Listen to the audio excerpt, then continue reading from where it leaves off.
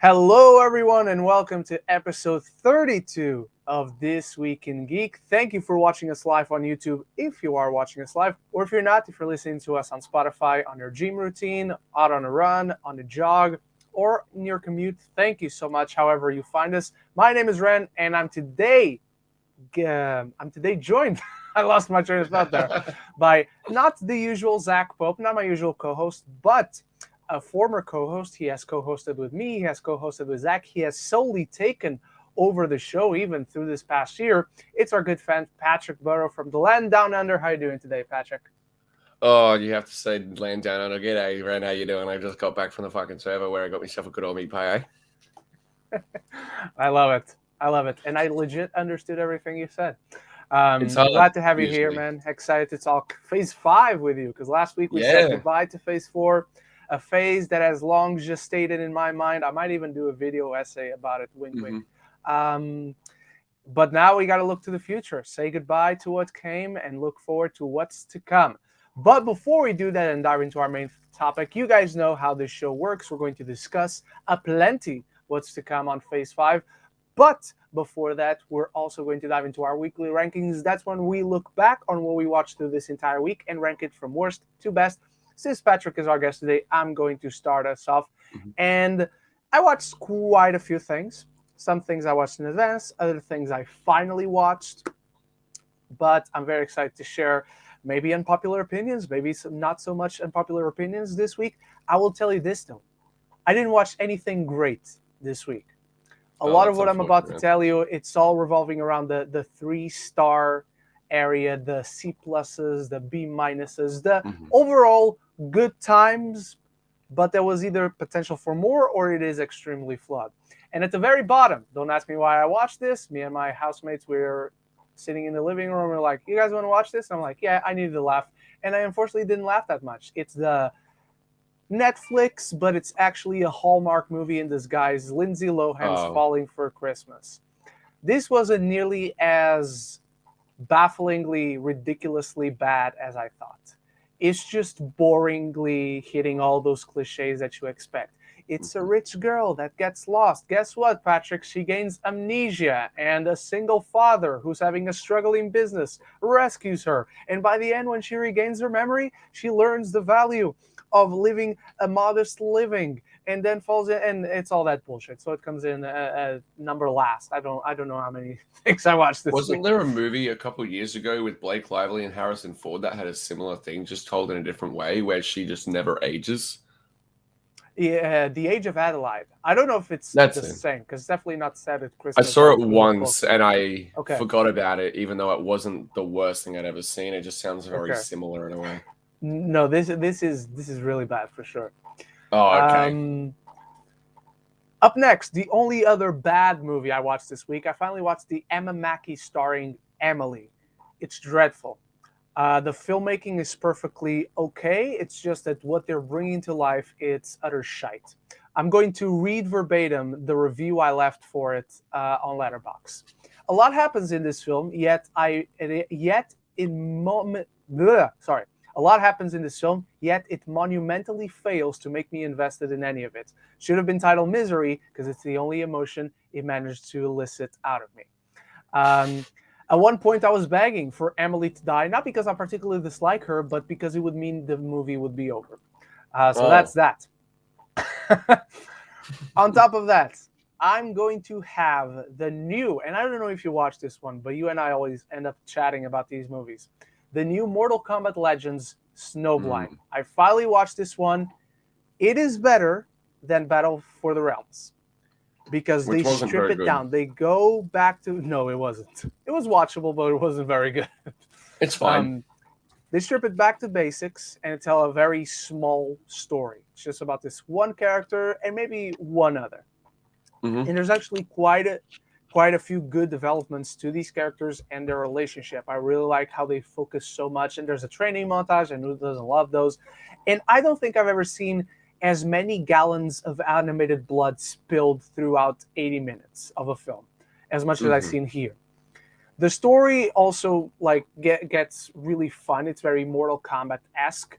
The third act is one of those that really salvages the movie.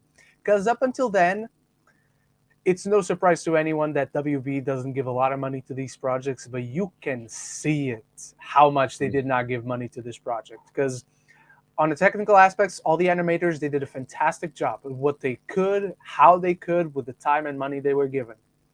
But it just lacks texture. It just lacks Mm. detail. It's simple to a fault. Not that the simple becomes a part of its charm. Like, for instance, recently seen My Father's Dragon, Cartoon Saloon. They're always very simplistic designs, but that's part of the charm. In Mortal Kombat, that really doesn't work.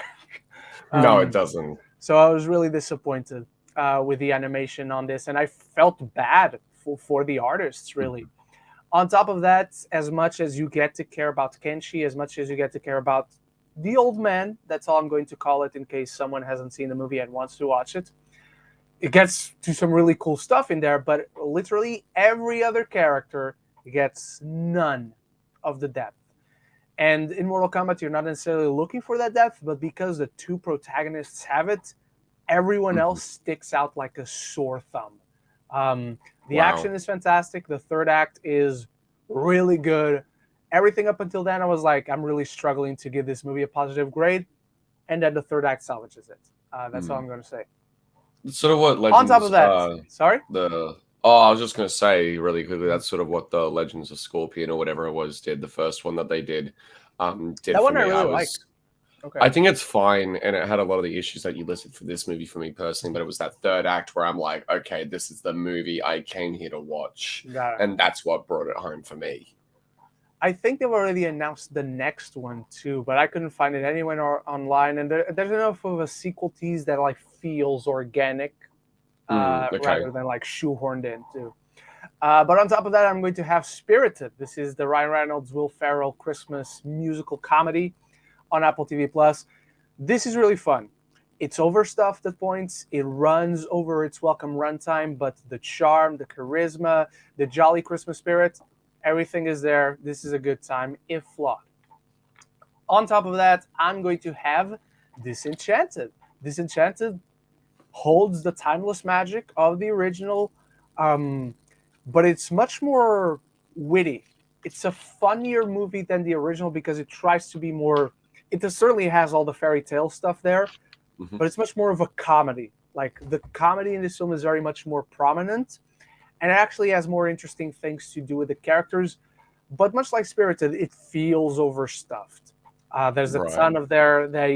For the first half hour, you're enjoying your time, but in the back of your mind, you're like, but why are we here? Like, I love seeing all these characters. I love seeing all these actors who are clearly having a blast, by the way. Everyone in this production is loving what they're doing. And I love that. But until this is part of the premise, so it's not a spoiler. Until the spell gets cast, you're constantly thinking, okay, good to see you guys. What are we doing here? So it Hmm. takes a while to get going, but once it does, I thought it was really charming. It really works. On top of that, I'm going to have Slumberland. This is really creative, really imaginative. Jason Momoa is charming as hell. I love his physical performance. I love him as an actor, sure, but he fits so much into this character, and everything he's doing physically is so over the top, it's so boisterous, so larger than life. The best way I can describe this to you to convince anyone to watch it, it's imagine Mary Poppins, like the story with all the fantasy elements and helping a child cope with a loss and with grief. But instead of Mary Poppins coming down, it's Beetlejuice who comes down as the babysitter, per se. He's not literally a babysitter. It's a really eclectic mix, and I think it really works for the most part. But I wanted so these characters are traveling like through dreams. They go to Slumberland, Hmm. which allows you to travel through people's dreams. And I just wanted the dreams to get weirder. They Hmm. all have a sense of logic to them. Like there's an entire city made of glass where a kid drives his truck. And like it's interesting, like an entire city made of glass, and this kid is the only inhabitant. But I wanted them to get weird. I wanted to see, like, let's say, a world upside down where all the mountains are actually lollipops. Something really fucking odd like that. And I think this film could have pulled it off. But on top of everything, my number one, I finally watched the new Hellraiser, 2022 Oh, Hellraiser. okay. And as someone who just recently watched the original, and that's the only Hellraiser movie I watched before this one, Same.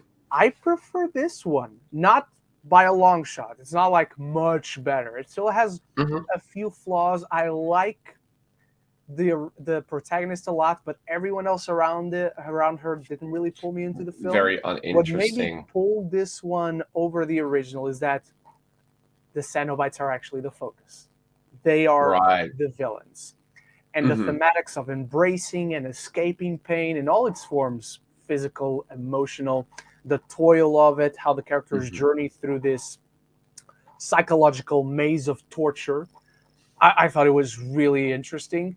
And honestly, I would love to see more. I will probably Hmm. dive into the rest of the franchise in the future, as this is like the one Don't. major horror franchise that entirely escaped me until recently. Because I've seen the original Nightmare, I've seen all the Hmm. Halloween movies at this point.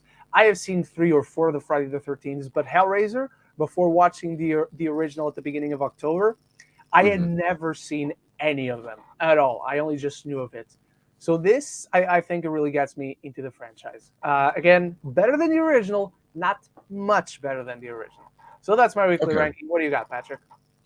So off the bat, the worst thing I watched this week, without a doubt, was I saw this little movie in theaters called Halloween Ends again because I was Ooh, continuing to try and it's give the this again movie a. for me. It's the again for me. Why did you do that to yourself?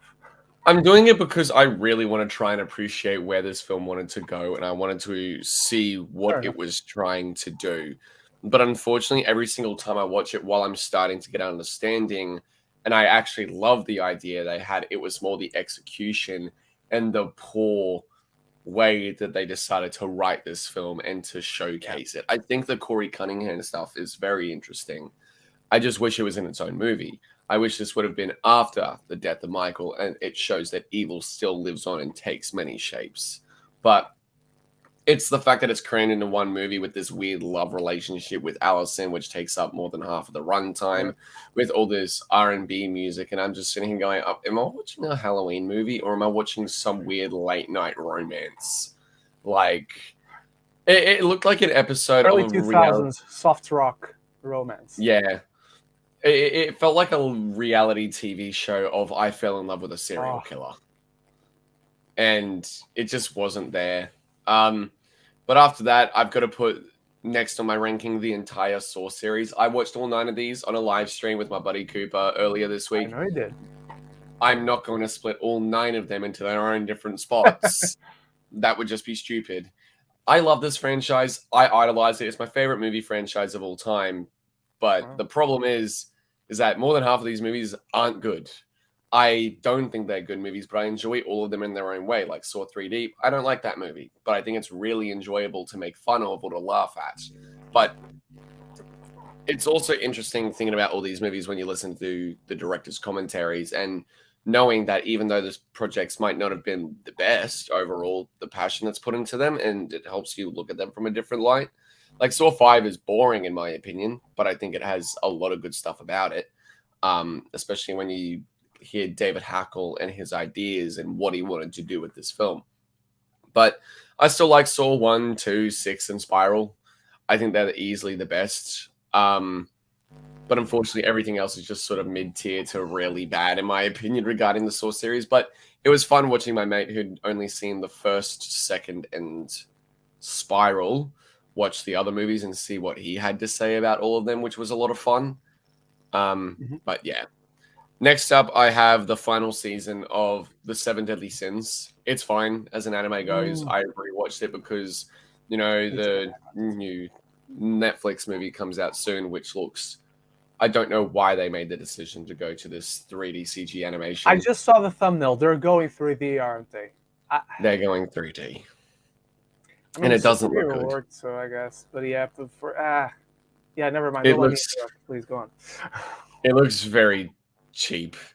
It looks very cheap in regards to its overall CG 3D animation, and I feel like superhero worked because it was the seamless blend because of the colors they decided on and also certain lighting aspects. But this, it just looks a little bit too bright.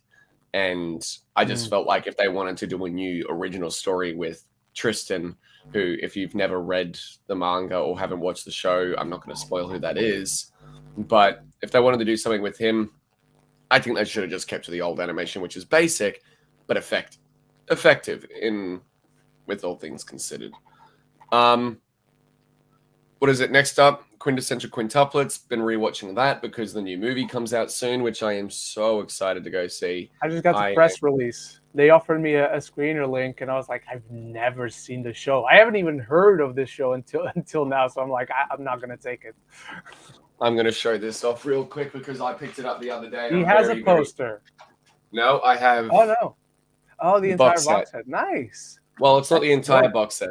It's part one of the box set. They released it in 2 parts, so now I got to track down part 2 for volumes 8 through 13, which it's not even, which makes me upset. But I just love these characters. I have my girl that I want him to marry, and a lot of people don't like my choice, but I'm ready to suit up for a wedding when that movie comes out. I've been waiting forever to see it. It comes out December 1st here, so I'm excited to see it. Oh, you got it before we do.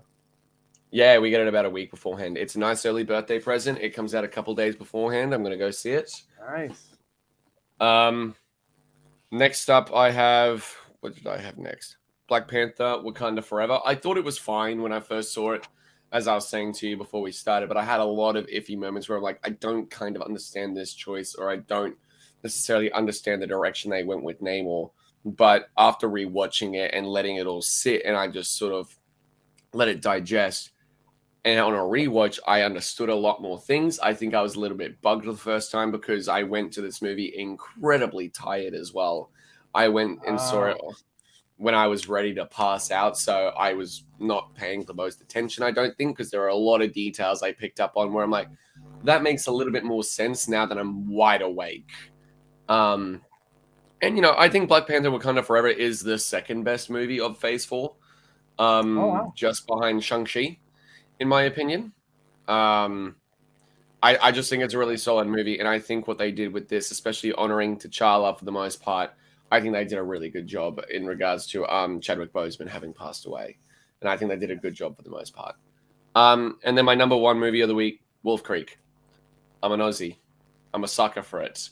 I think Wolf Creek is an amazing horror film based on a real-life serial killer. Mick Taylor is based on Ivan Milat, who was a real serial killer here in Australia up at the Wolf Creek Crater, who would kidnap, murder, and butcher and torture and other vicious things to backpackers. And I think that John Jarrett to this day gives one of the best horror performances of all time as Mick. He is menacing as all hell. I've met him in real life, and he is a really damn nice guy. I got to meet him on the red carpet for Ball, and he actually arrived with a megaphone in the Wolf Creek truck doing his laugh and everything, which was really, really fun. That's amazing. Yeah. But, you know, I just think Wolf Creek is such a fun movie. I think it's very underrated, especially in regards to people saying it looks really cheap. But I think what makes it work so well is the camera work and the directing style of Greg McLean with this movie, which unfortunately couldn't be replicated with its sequel, which I think is a major step down. But I just think it's a really awesome, really fun movie and makes viewers not want to go to the Australian outback. Well, it didn't work on me. I still want to go. Except for the spiders and snakes.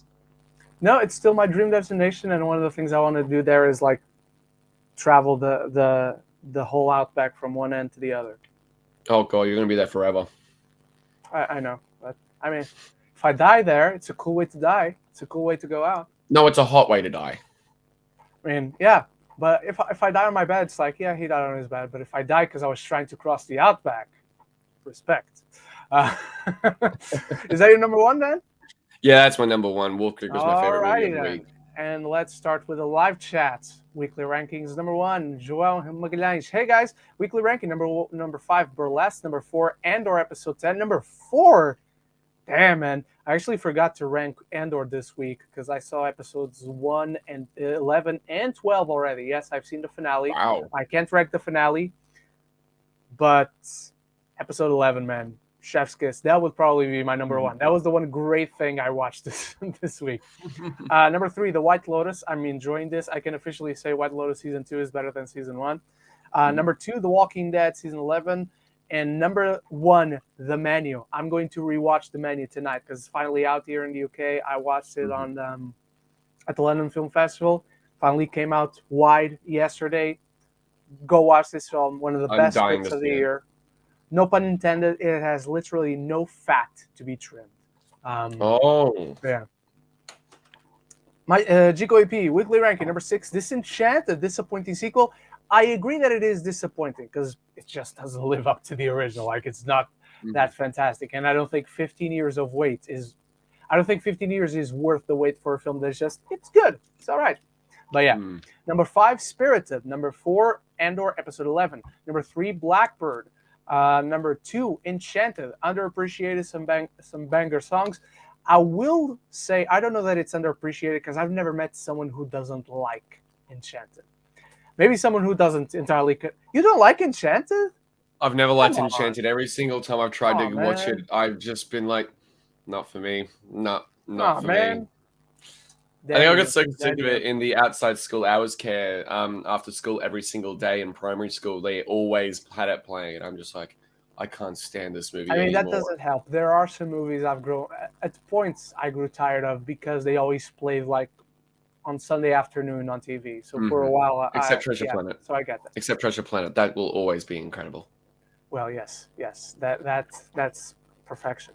Number 1, Black Panther: Wakanda Forever rewatch. I should probably rank Wakanda Forever as well because I did rewatch that on Sunday. That would probably come above Hellraiser before Andor Episode 11. Luis Feliciano, weekly ranking. Number 3, Batman Sub-Zero, underrated movie. Number 2, Searching rewatch. And number 1, Wakanda Forever, absolutely loved it. Devin Scott, 3, Shang-Chi. Number 2, Chicago. And number 1, Super Sentai Gigaman, which eventually led to one of the best seasons of Power Rangers, Lost Galaxy. Top 3 seasons, easily. All right, and that is it for the weekly rankings for everyone. Thank you for sharing your weekly rankings in the live chat.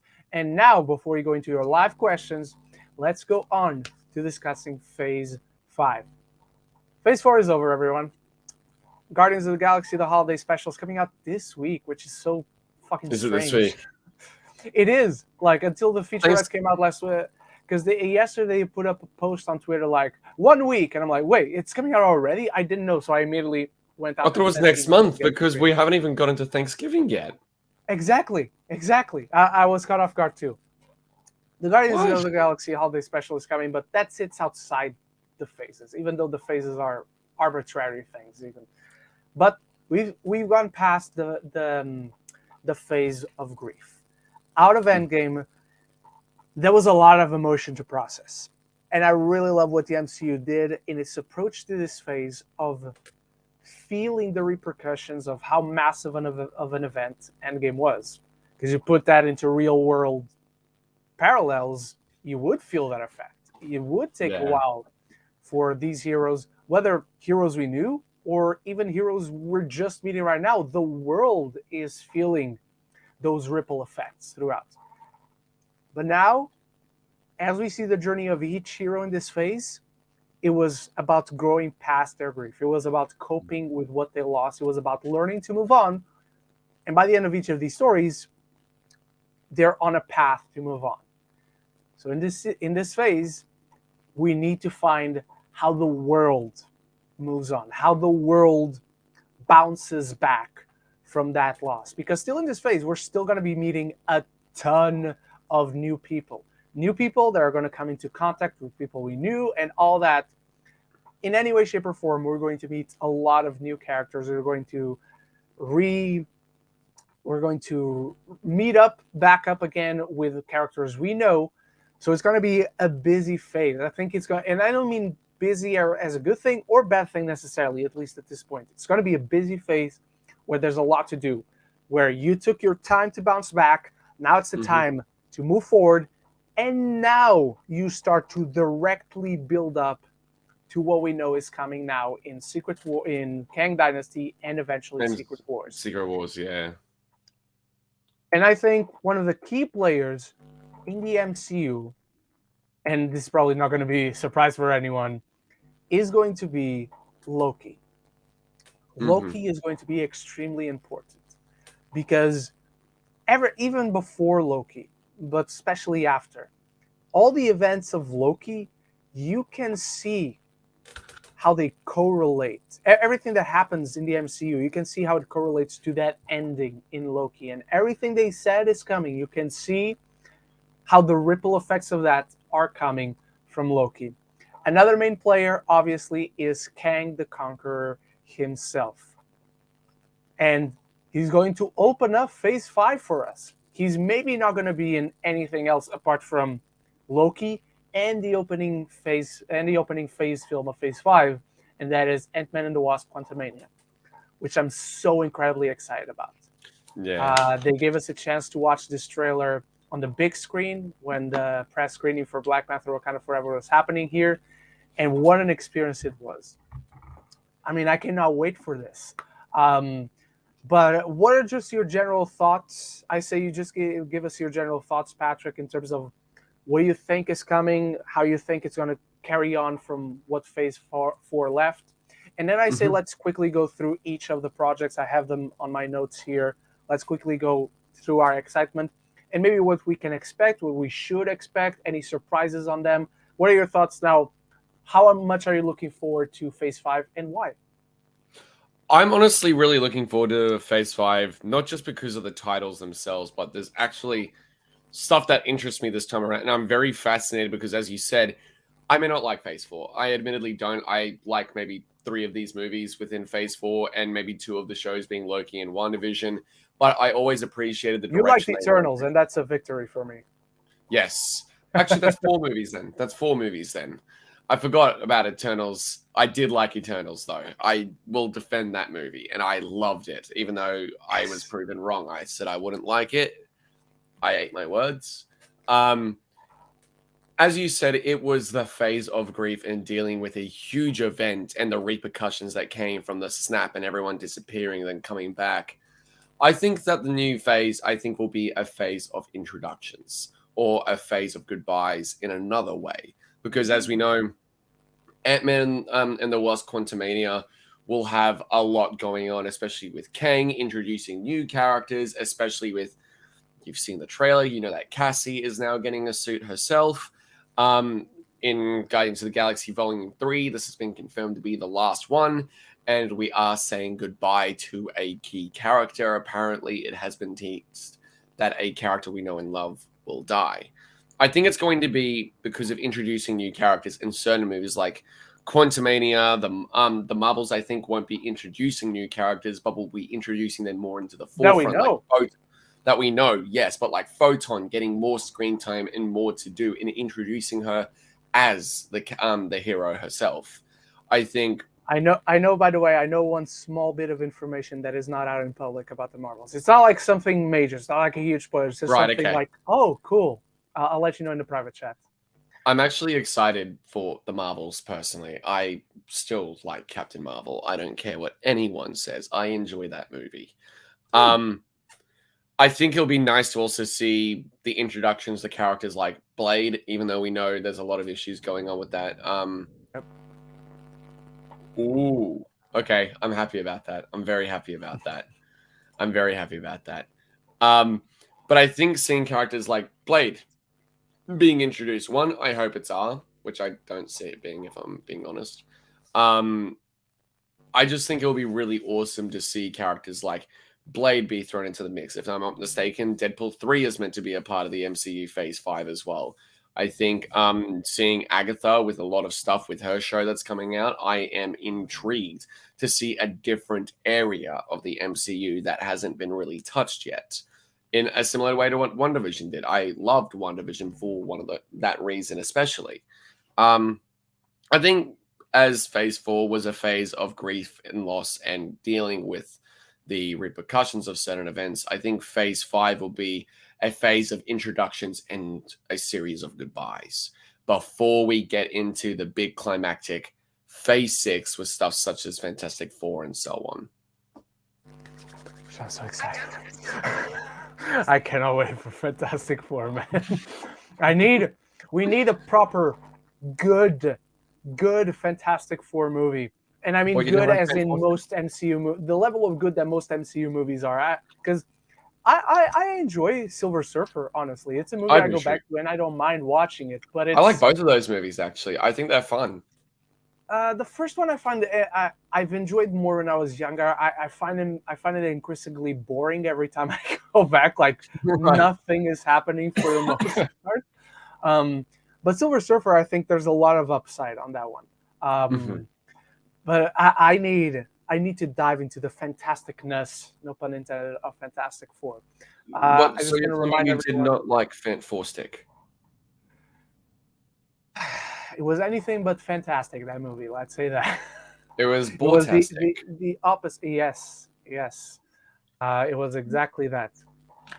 Um, so all right, let's go through what's coming in Phase 5 by order. And this is according. I got Mhm. this order according to Wikipedia. Maybe new stuff is getting added. Maybe more stuff is getting subtracted from it. Maybe they're going to reshuffle and bring it on Phase 6. But let's start with movies. Or do you want to do movie show, movie show, movie show? What do you think? We'll just do it in the actual order, like movie show that it's coming out and everything, because that might be a little bit easier Oh, than okay. going back and being like, Let "Hey, me see by the if way, I these can shows are get that coming out order. simultaneously."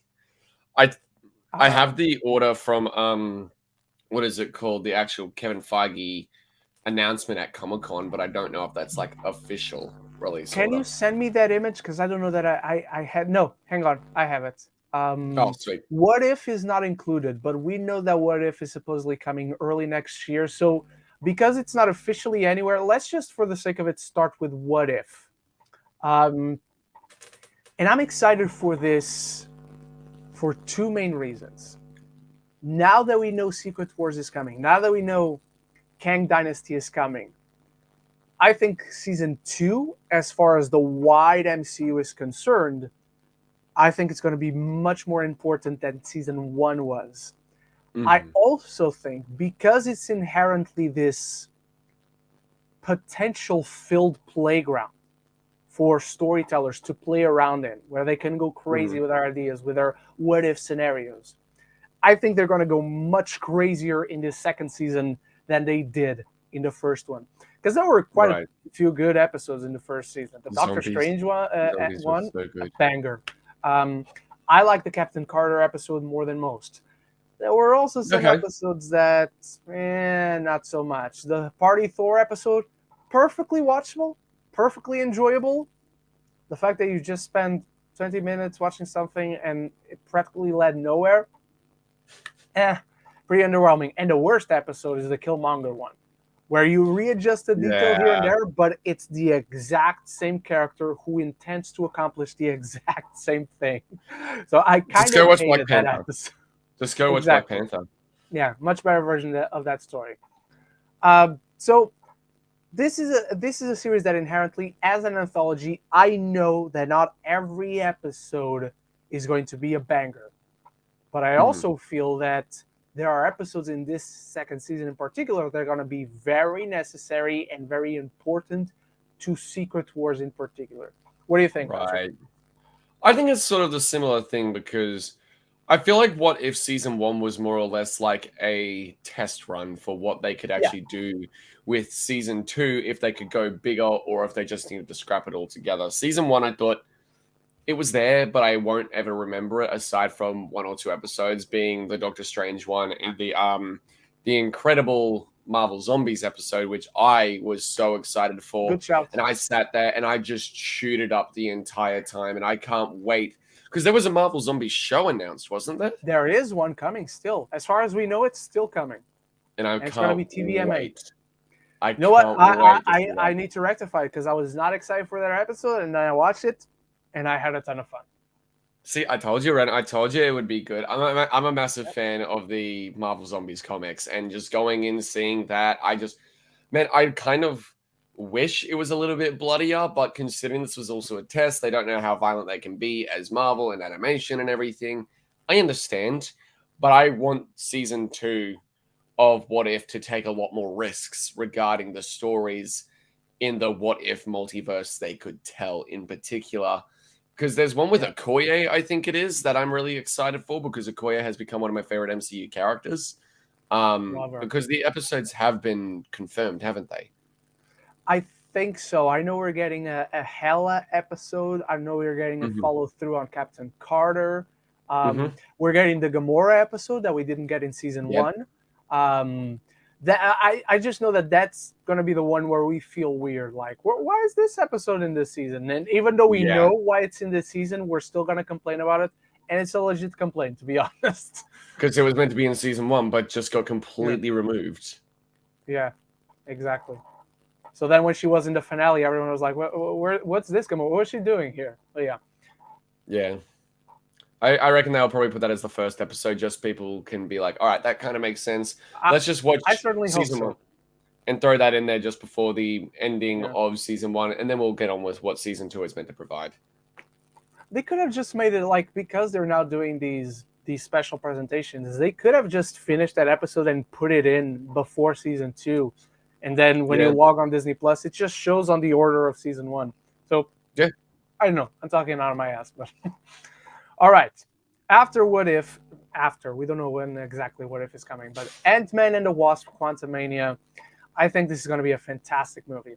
I really enjoyed the first Ant-Man. I have a ton of fun with the second. I love the heist film that transforms into a screwball comedy. Now we're going full sci-fi. Now we're going Star Wars, but in the quantum realm. And I love Jonathan Majors in Loki. I love how different he comes across in this film from the trailer. And I don't think it's a coincidence that this film is starting the phase, Patrick. I think they very much want to establish, here's the threat, and we're going to feel his presence, even though he's probably not in most of the other movies, even though I have a guess he's going to be in something. Not that I actually know, but we'll get to that in a bit.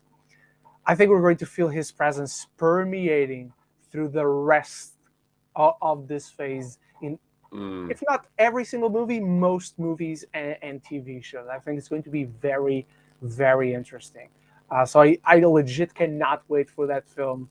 It's one of my most anticipated of the year. And I've already started sending emails. That's how excited I am. That's how much I want to secure my ass on a press screening for this one. What do you think about Quantumania? I have a really, really strange theory that I think we might get a live-action version of The Watcher in Quantumania, purely for the reason that it would be really awesome to see The Watcher at the end of every big MCU movie going forward to show that the multiverse is real, that The Watcher is always watching and keeping things in order, especially with Kang now running amok. I think that having The Watcher be introduced in Quantumania would be a great idea as well, considering they're now in the quantum realm. But to show that no matter how big, how small you are, or where you are in the multiverse, someone is always watching you. And that would be the Watcher, especially due to the events that are going forward. And I think that would be really cool because, I don't know, I just kind of want to see, what's his name? Jeffrey Wright. That's it, Jeffrey Wright as the Watcher in live action, considering he does a great job in What If, and I think he'd be a great Watcher. I'd also love to see a MODOK played by either Steve Carell or fucking Jim Carrey. I think Jim Carrey would be actually a pretty good MODOK. I mean, we know MODOK is in this film. We know who plays him. Yeah, I know. I don't actually know who plays him. I actually completely missed that news. I won't say it. I can just do a quick Google search. In regards to this film, I just want to address the elephant in the room because it's been addressed on this show. It's been addressed on Twitter that Marvel is stealing my pitch. The pitch that I gave in one of the formerly known as Geek to the Roundtable podcast, where Chris from 3C Films was our guest. And I essentially pitched an Ant-Man 3. And from everything we've seen thus far, they're doing about as exactly what I pitched as you can get without actually being that word by word. I just expect the Fantastic Four to be introduced in the post-credit scene in this film. They've been trapped in the quantum realm since the 60s. And it's going to come together through this film. All right. After that, probably in terms of first seasons, the show I am most excited for as of right now, Secret Invasion. Not much to say here. It looks differently enough than the original comic without losing the spirit, the sense of paranoia, the thriller aspect of it, where you watch that trailer and it has such strong Winter Soldier political thriller vibes to it. I really fell in love with the trailer. I don't really have any guesses about surprises to be seen here because this entire show is surprise, I'm a Skrull. So I don't really Yeah. have any particular guesses for this. I'm just incredibly excited, especially after that trailer. Patrick, what do you think? I saw the trailer and it didn't really catch my interest, to be perfectly honest, but I will watch it. I don't know. There's just something about it where I'm like, this just seems like something I've seen so many different times, except Skrulls. That's basically what I got from the trailer, but I will watch it to give it a chance, as I do with all these shows usually. And you know what? Even then, I'll still be watching a spy espionage film, and I'll be entertained with that alone. I reckon. Like, even if I don't love the show or don't quite get where it's coming at, I'll at least enjoy it for the spy thriller aspect. Like, I'm always a sucker for those. So I don't have much to really say on Secret Invasion personally. If anything, it gives us a show starring Nick Fury, which I think that's always a good thing. Because Samuel L. Jackson. It's his last performance in the MCU, isn't it? I don't know. I haven't heard anything about it. I've heard some stuff. I mean, I'd expect him to be in the Marvels, to be honest. That's true. That's true. A very supporting role, but still, yeah. In May, we got Guardians of the Galaxy Volume 3. Here's what we know. It's going to be the last one with this iteration of the team. We're going to lose someone, as in they're going to die, and I think most of them are going to disband. Yeah. I have my guesses as to who's going to die, who's going to disband. I think by the end of this, we see Peter Quill and Gamora go out their merry way into the galaxy. I reckon they consummate. I think, yeah, I think we're gonna get it. I think we're gonna get a sex scene in the MCU with them too. I mean, we already got one in Eternals. Yeah. That cheeky smile. But I think they stick around because I don't think they come back several times, but I would see them back in Secret Wars, to be honest. I'm highly doubtful we don't see the two of them at least coming back in Secret Wars. Yeah. I think Rocket is the one who dies. I think so unfortunately. Too. And I think Mantis, Groot, and Nebula stick around, and then more Guardians come in. I would love to see Quasar. I would love to see Moondragon. And maybe even Kraglin. Maybe Kraglin sticks around. Even though James Gunn is on his merry way to DC, and good for him. I can't wait to see what he does there. I think I think they're gonna cap off this version of the team, but leave us wanting more with the new team, the new version of the team that they introduced. What do you think about this one? Do you think they'll introduce the new team before the end of the movie to be like the Guardians of the Galaxy is not over? You will get more, but with a new team, not the ones that we have grown to know and love. I think that we find these characters along the way, and they don't necessarily join the team through this film. But then with the remaining team members, they're like, we should call on this guy. Not that they necessarily say that out loud. But, No, they'll be like, hey, guys, I think I found a name for us. And then it cuts to Fantastic Four. Guardians of the Multiverse. That would be a what-if tie-in for sure. That would make me want to cry with that sort of title. Yeah. All right, moving on to summer 2023, we got Echo. Man, they did not do a good job in Hawkeye when it comes to leaving me excited to wanting to see an Echo show. I've got a mate of mine who has been on set with that production. Okay. And he said it's promising. That's all I can say from what he's told me. I like the Echo character in the comics. And obviously we've heard about all the other characters that are going to be in here, and that's promising.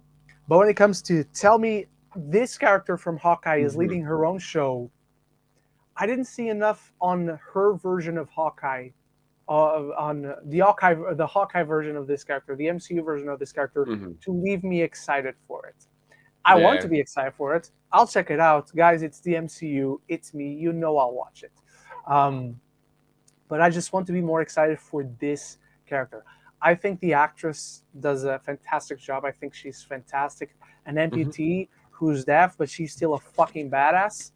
I just thought her story was not so much propelled in a certain direction, but was dropped off and eventually Yeah. rolled out in a certain direction. What do you think about her? What do you thought about her in Hawkeye? I thought in Hawkeye she was a fascinating character that I unfortunately didn't get enough of.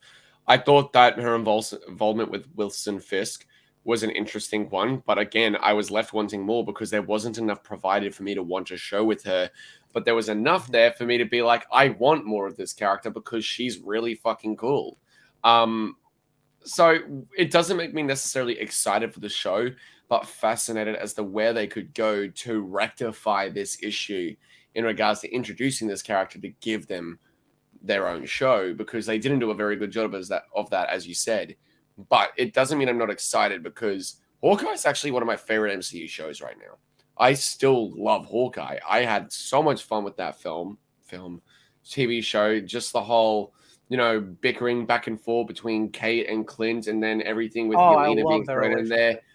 It was so much fun, and the Christmas sort of period aspect behind it just made it all charmy as well. And I'm like, this is just really weird, strange, and I love the blend of all these different tones. And I think they did a good job with all of that.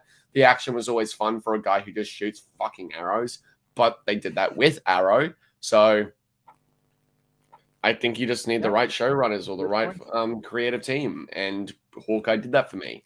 I just wish there was more of Echo. So I'm excited, but I can't say I'm excited, but I can say I'm curious. Sorry, that's what I wanted to say. Yeah, interested, not excited. Yeah, I Yeah. put myself on that camp as well. Mm. Summer 2023 as well, ladies and gentlemen. Loki season 2. Um, if you saw my ranking from last week, I ranked everything in Phase 4. Number 1 out of everything was Loki season 1. I just love that show. I'm rewatching it yet again because I love it so much. I love how it starts. I love how it ends. How it ends. And I like What If. I think the second season is going to get crazy.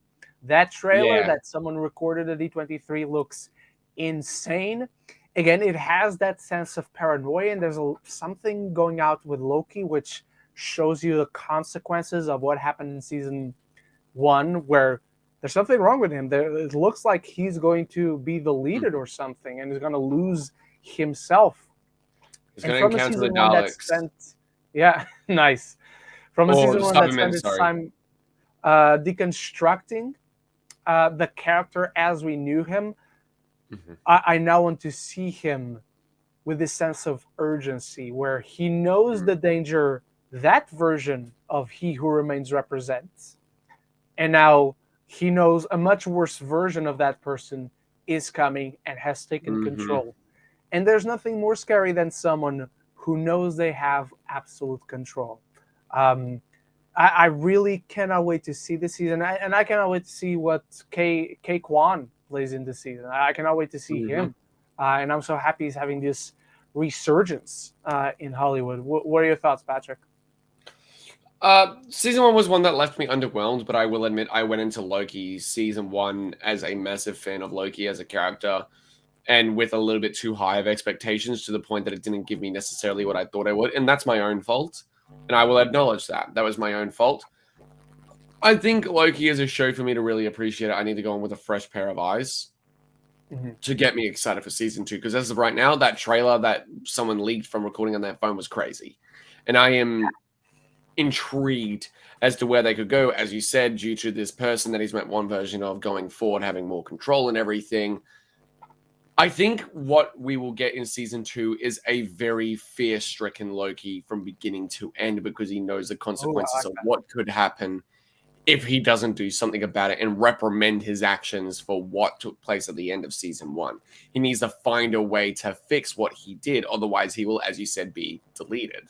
And I think it will be a very fear-stricken and panicked Loki the entire time, which will really test Tom Hiddleston as an actor in the best way possible, if that is the direction they decide to go. And I can't wait to see that. Plus, Tom Hiddleston and Owen Wilson's Owen Wilson. yeah, they're dynamic. I can't wait to see that again. I'm hyped for that.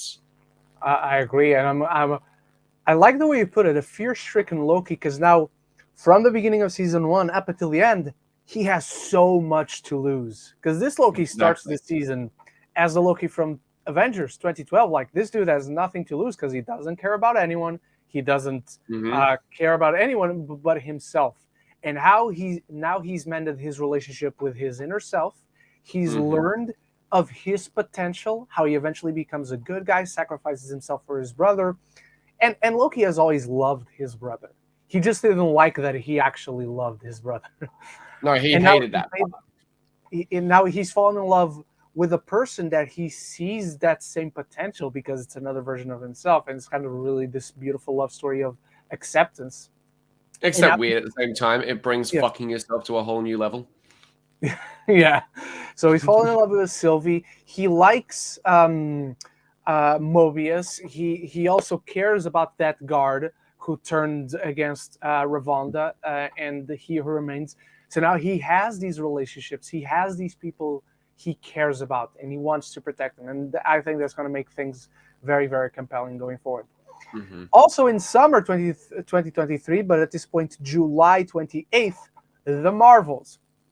I like Captain Marvel. It's on the lower tier of MCU for me, but I enjoy that film quite a bit.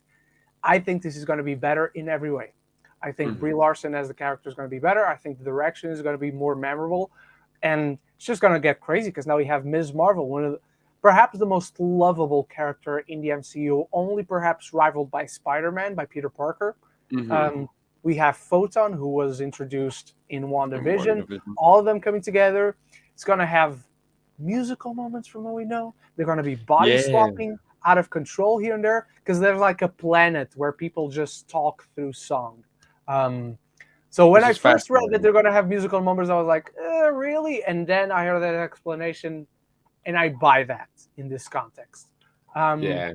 and then you got Tom Hiddleston's baby mama being the villain. I don't know who she is playing. I don't want to know who she is playing, but Tom Hiddleston's it baby just sounds mama. like a really fun, wacky time. Who is Tom Hiddleston's baby mama? She was in Velvet Buzzsaw. Give me your thoughts on the Marvels, and I'm gonna search for it, and I'll tell you the name.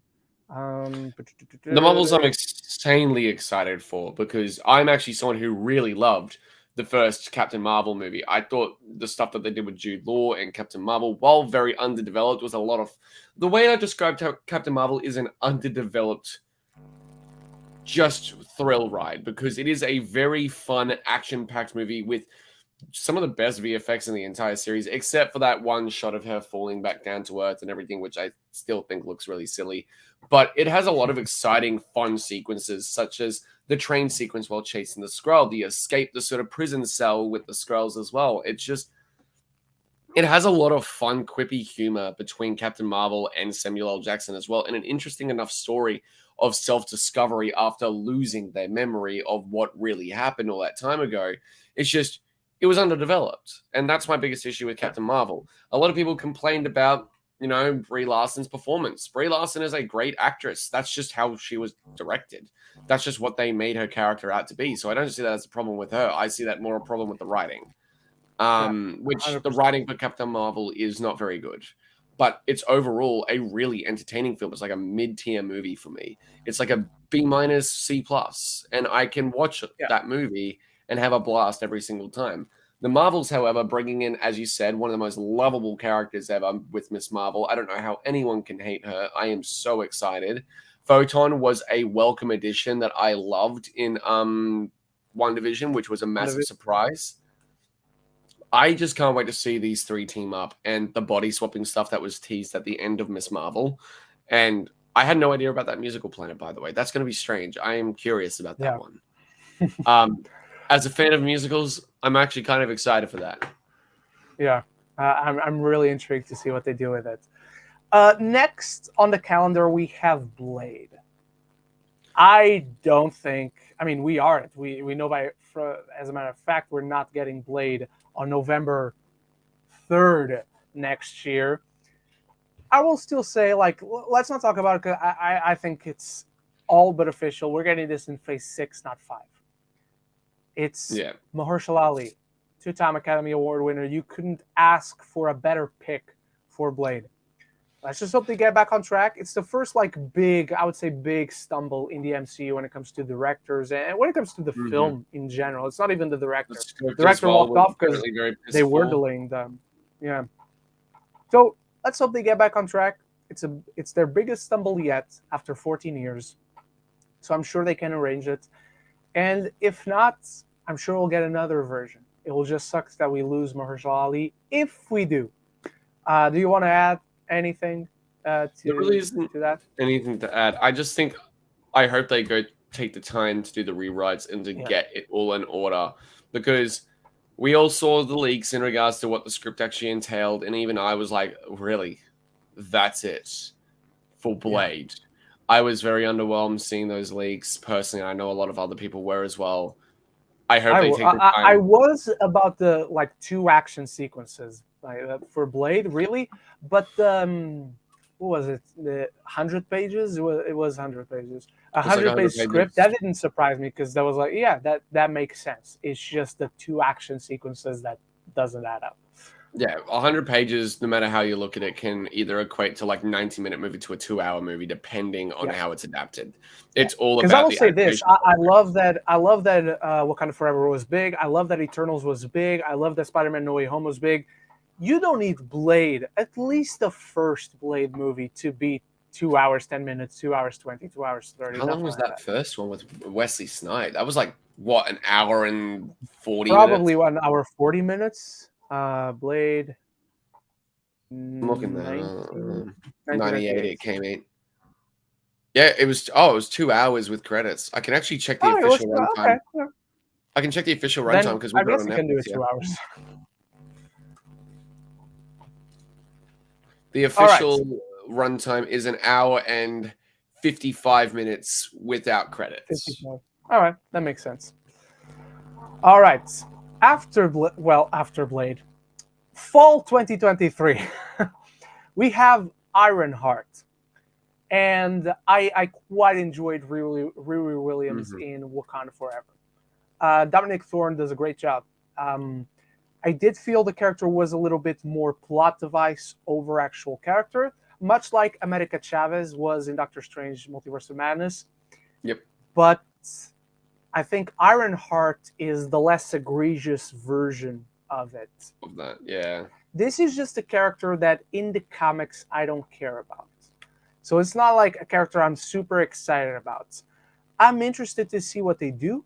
I like the actress. I like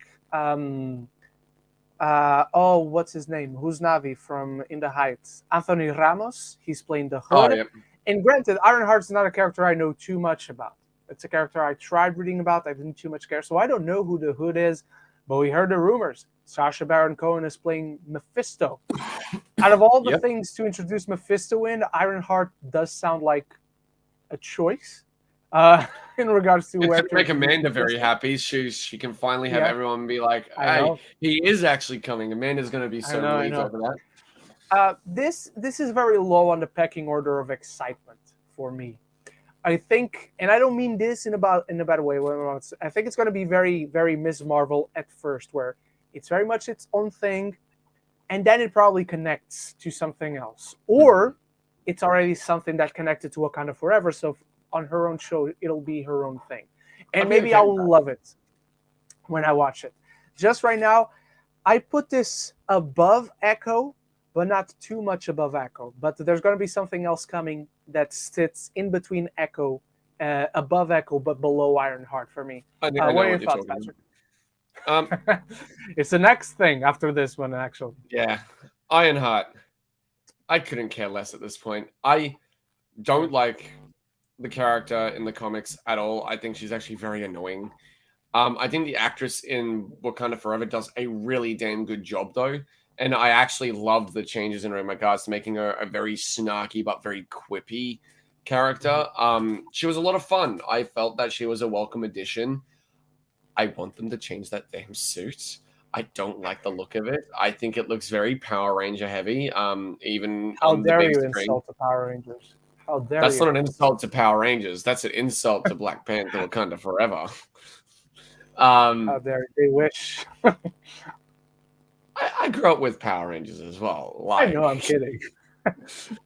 I grew up with that show. I love it, but I don't know. To say a $250 million budget movie has something looking like Power Rangers, however, is not the best compliment in the world.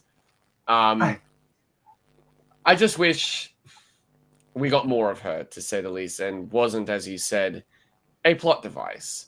Because I'm a little bit tired of the whole escort, or we have to save them after they've been kidnapped by the big evil of the movie, just so that you can have this MacGuffin to be able to get them back and then to cause that big battle and everything. I just wish there was a more fluent way to have stuff happen in regards to interactions between our lead characters and the villain, to have that conflict, especially with a story like what Wakanda Forever tells.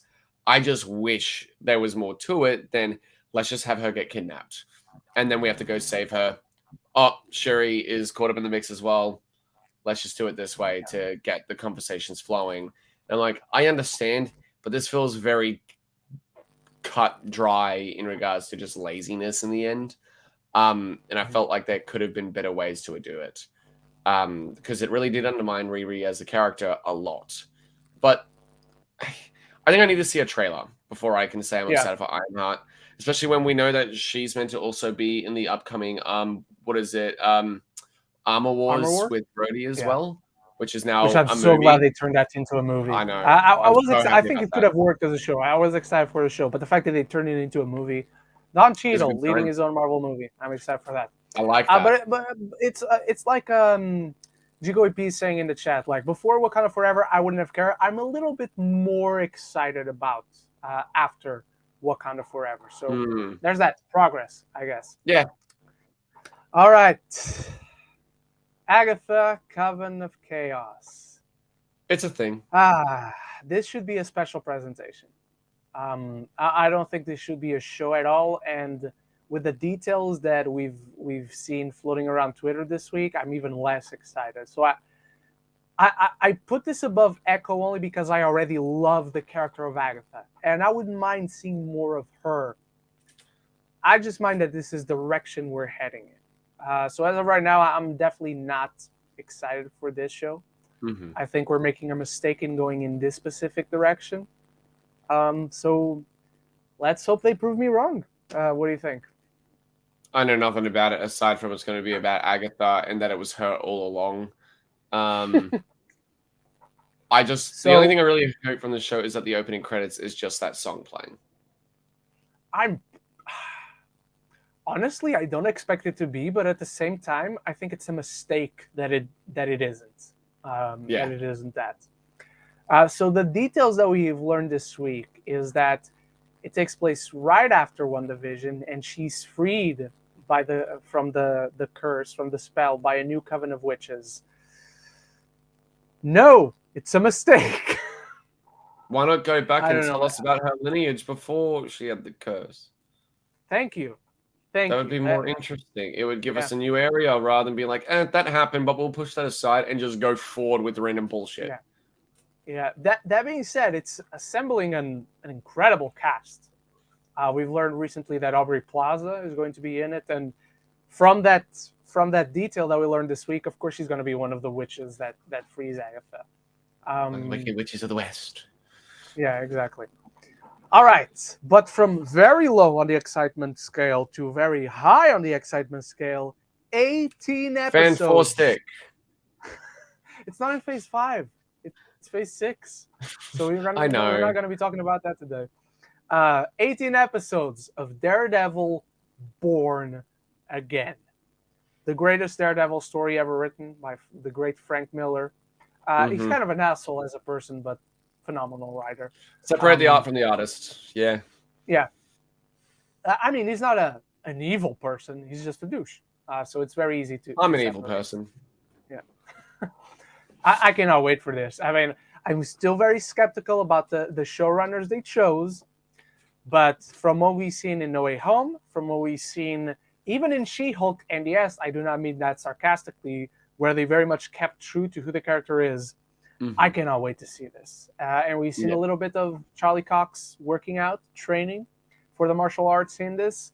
Give me Daredevil. Bring our boy back. What do you think? He looks as sexy as ever while working out. I may not be He a gay does. man, but I'm gay for Daredevil. It's the same thing I said last night, actually, about the curator and those Dark Pictures anthology games. He has some Oh, drip. But no, I'm excited because I really like the Daredevil Netflix show, and it is meant to be continuing on from that story, isn't it? And into the MCU, so they're meant to be partnered now. so everyone says it's a season 1. It's not a season 4, but they're clearly saying this character has existed in the MCU. So whatever they want to say is the same as in the Netflix show. They will. Everything they want to say it's different from the Netflix show. They will. So I'd say the best nomenclature for it would be describing it as a soft reboot, even though it's not really a soft reboot, but it's not really a hard reboot either. It's something in between. Right. Okay. I just sent you a little something as well in the private chat to Oh, see if you in the private chat. saw this and if we're allowed to talk about it. If so, We can talk about it as a leak, but before we start talking about it, this is a rumor on the internet. I don't know of any confirmation. As far as I know, Patrick doesn't know of any confirmation, but no. it has been floating around on Twitter, so feel free to discuss it. The only thing that I wanted to chat about here, especially, is the fact that the stunt double, I believe it was, of John Bernthal Yep. in Punisher accidentally posted something on Instagram saying stuff along the lines of "Great to be back with at John Bernthal to train for Punisher once again." And we don't know if it's for He Daredevil. specifically says season 5 Yeah. in the post before he deleted it. So Yeah. not season So 5, sorry, phase 5. phase 5, yeah. So we don't exactly know what project it's even involved with, but we know Yeah, that Punisher at this point is coming back. Maybe it's for Thunderbolts. I'd be fine with that. yeah, yeah, But same. it would also be awesome to have him back in Daredevil. And considering Daredevil is sooner and one that's actually about to start production, if I'm not mistaken, Hmm. or it already has. Has it already started production? Do we know? No, I think it's about to start. I don't think it has started. It's like January next year, isn't it? Hmm. Yeah, Yeah. right So after Christmas.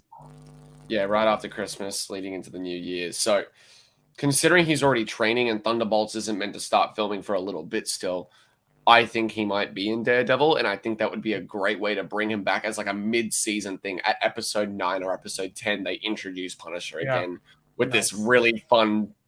I love midpoint I sort like of that. mic drops where Yeah, it's like, hey, here's that dynamic, and here's where we go forward. I love those little things, whether it's anime, TV, or even movie franchises. I just think it's a perfect thing to do. Um, hmm I think that would be the perfect time to introduce Punisher into the MCU as well, and would really give us an idea as well of Marvel starting to take more risks in regards to the MCU, because I think we've noticed from a lot of movies recently, whether comic book or not, those R-rated movies do get their money's worth and they do have their audience. Look at, it's well, true. Deadpool.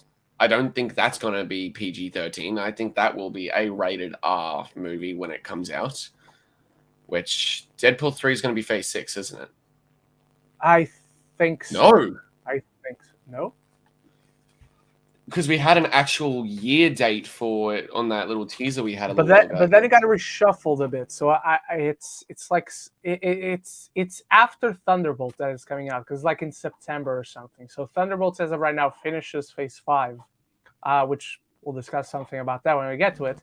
But yeah, it Okay, comes because after I thought, Thunderbolt, so it's phase 6. It's definitely phase oh, 6. okay, because I thought DP3 was going to be phase 5. It was originally June 2024, but then Marvel, I think 2 weeks ago or something, reshuffled a few of their things. No, All it right, was so originally September oh, it was September. 2024. So now it's November or Yeah, December? November Yeah, 2024. November. Yeah. Yeah. All right. So penultimate project of Phase 5, Captain America: New World Order.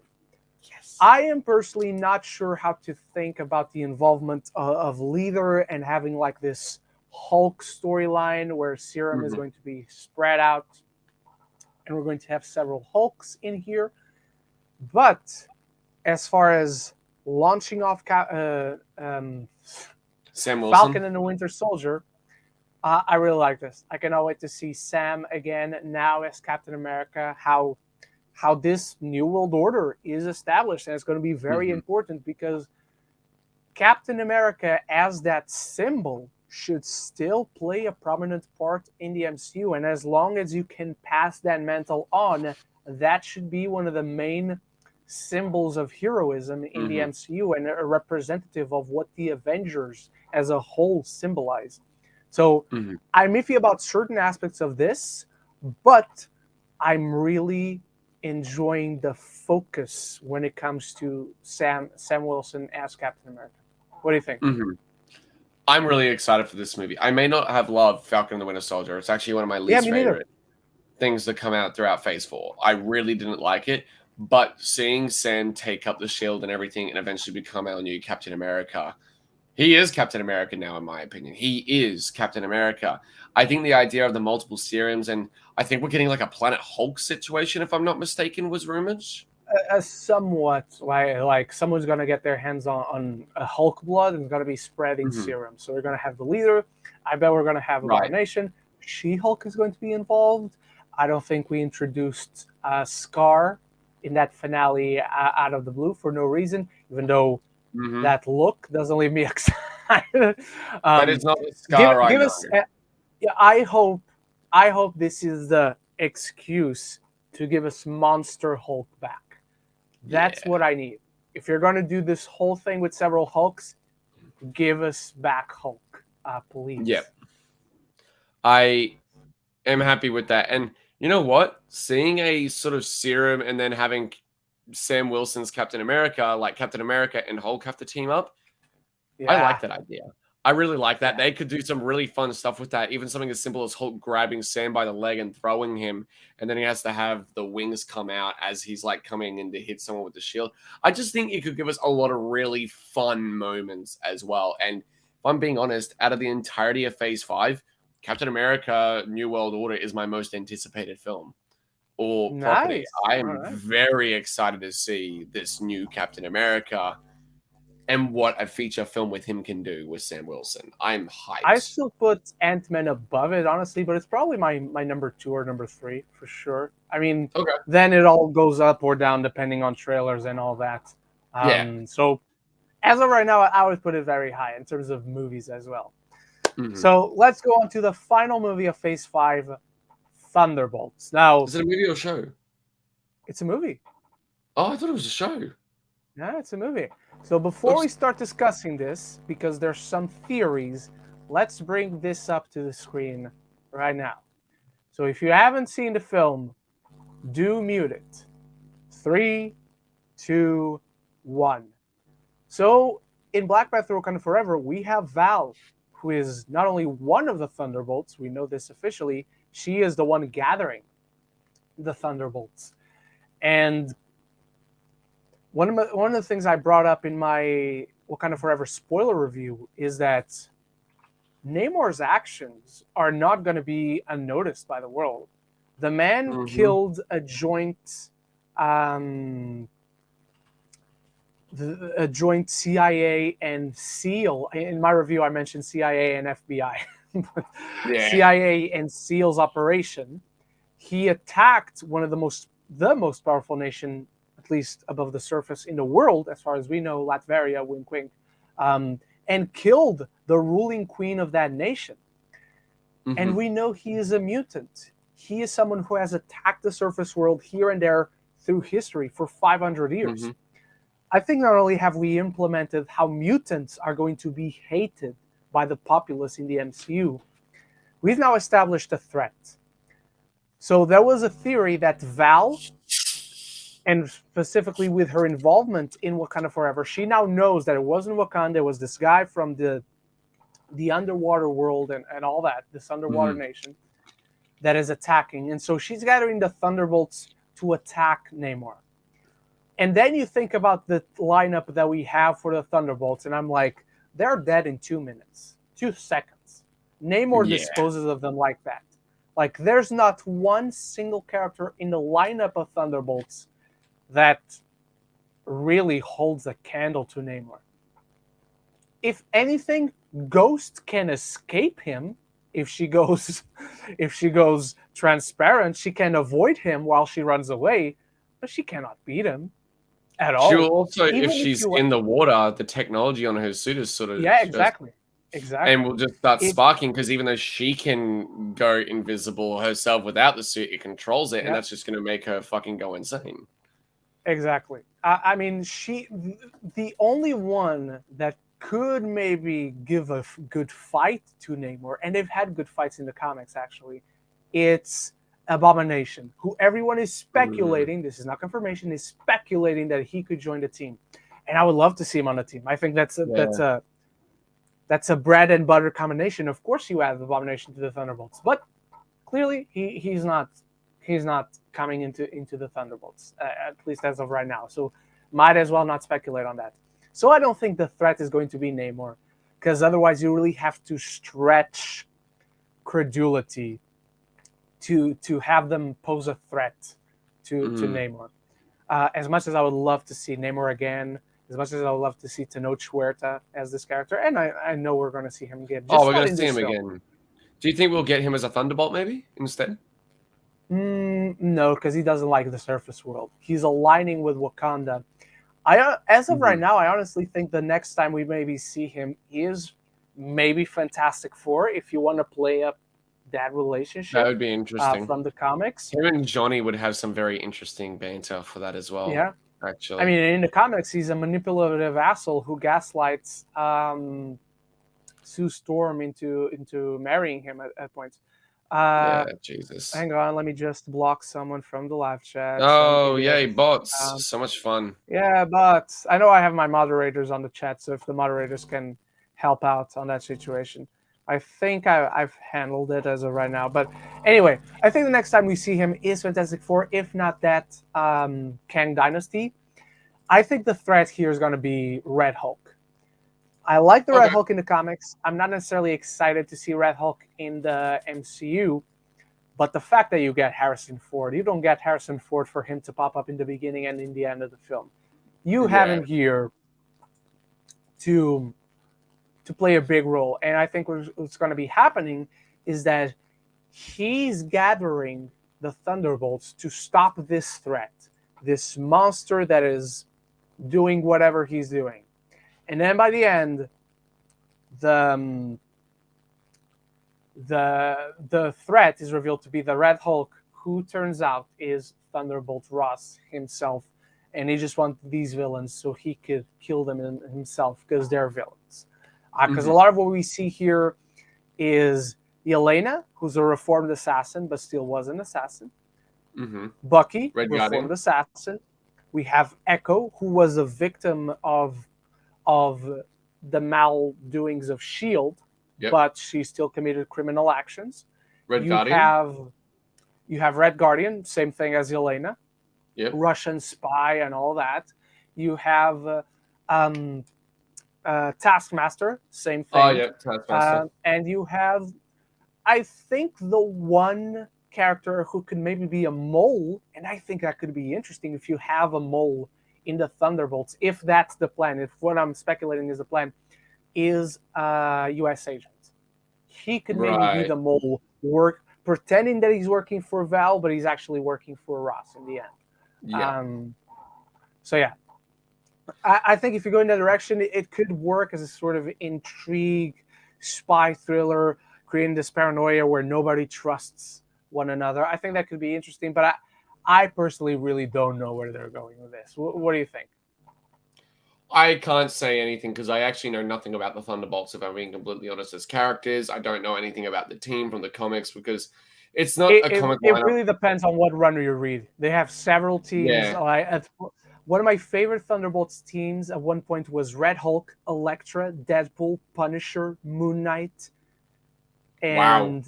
and someone else was in it. But yeah, that was the team, and it was like insane.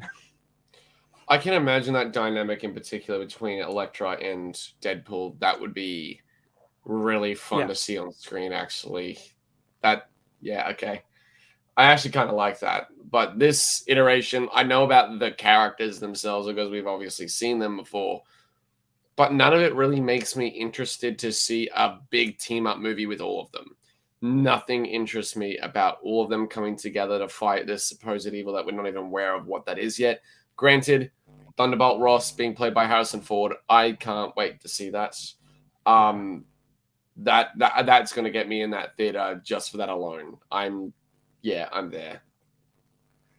All right, everyone. And that is going to do it for Phase 5. We got a ton of movies, a ton of shows to look out for. And I bet a lot of stuff is going to happen that we couldn't possibly imagine at the moment that we didn't bring up. And a lot of it is going to surprise us. Hopefully, the stuff we're least excited about at this point will surprise us. So from then, we're going to go into your questions from the community tab. There's 3 ways of asking us questions. You can leave them on the community tab and we'll do our best to get to it. And if not, you can actively support the show while you ask great questions by leaving us a tip link in the description, or super chatting us your questions that we guarantee those will be answered. All right, starting with Lady Aaron. If you guys have played the new Pokemon games, where are you currently in your Paldea region journey? And what is the luckiest video game moment that you guys have ever had while you were playing a video game? I don't know if you got Scarlet or Violet at this point. It came out yesterday or 2 days ago, I'm depending not on really a what part of the world Pokemon you're fan, from. so I can't say I will ever play it if I'm being completely honest. Yeah, that's fine. Yeah. I just got through my first gym. I'm exploring literally everything because this is open world and there's a massive world out there. So I'm exploring anything and everything I can, just catching Pokemon. I just caught a Larvitar, level 37, so I can't really control it, but doesn't matter. But I just got my first badge. I'm going on to the second, on my way to the second. So I'm really enjoying it and taking my time. It's such a massive world, though, that my starter evolved even before I got to the first gym. That's how big of a world we're talking about in this Pokemon game. In terms of lucky moments, I don't know. I think I caught a shiny once out of nowhere in one of these Pokemon games. I don't even remember which one it was. I don't even remember what Pokemon it was. When it comes outside of that, I think I maybe won a boss battle. I think in maybe one of the God of Wars when I had this much HP left, and I just about hit the sucker right before they hit me. So that's probably my luckiest moment. How about you? Do you have a particular lucky moment playing a video game that you remember? Completing Outlast recently on permadeath, which was 2.5 years in the making. I'd been practicing my run over and over again for basically 2.5 years, trying to figure out the different exploits and speedrun techniques, while also trying to beat it on permadeath, which if I died, I'd restart the game. And I finally did it. And I'd say I'm lucky because it was pure, sheer, dumb fucking luck, because the enemy AI is just random in that game. No matter what strategies you come up with, they're going to be random on each different encounter to chase you, and you're never going to be able to figure out a routine. It's just all over the place and made it very hard to come up with a way to actually consistently beat the game on permadeath without being sent back to the beginning. All right. Jico EP, most overrated performers from actors you love. That's a good question. The one that comes immediately to mind is Meryl Streep in Florence Foster Jenkins. I thought that movie was god awful. I thought the performance was genuinely god awful, but she's the Streep monster. She's amazing. Yeah, outside of that, nothing really pops up. What do you think, Patrick? I'm gonna go a different route. I'm gonna go anime, and I watch both sub and dub. Bryce Papenbrook as Kirito in Sword Art Online. I think Sword Art Online is just fine, and I think his performance as Kirito is really bland. Where usually, if you've seen characters like Eren Yeager, Inosuke Hashibira, Meliodas, and everything, he is a very energetic and very powerful voice actor. But there was just something about Kirito and his performance in there where I'm like, this doesn't even sound like the Bryce Papenbrook we know and love, who always puts 110% in. So, but everyone seems to love him as Kirito. So I don't know. Maybe that's just me. By the way, I said that one because she got a nomination out of that performance, and I don't know how that happened. Yeah.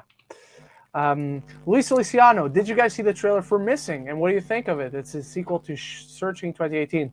I started it, and soon enough, I dropped it because it was showing way too much Okay.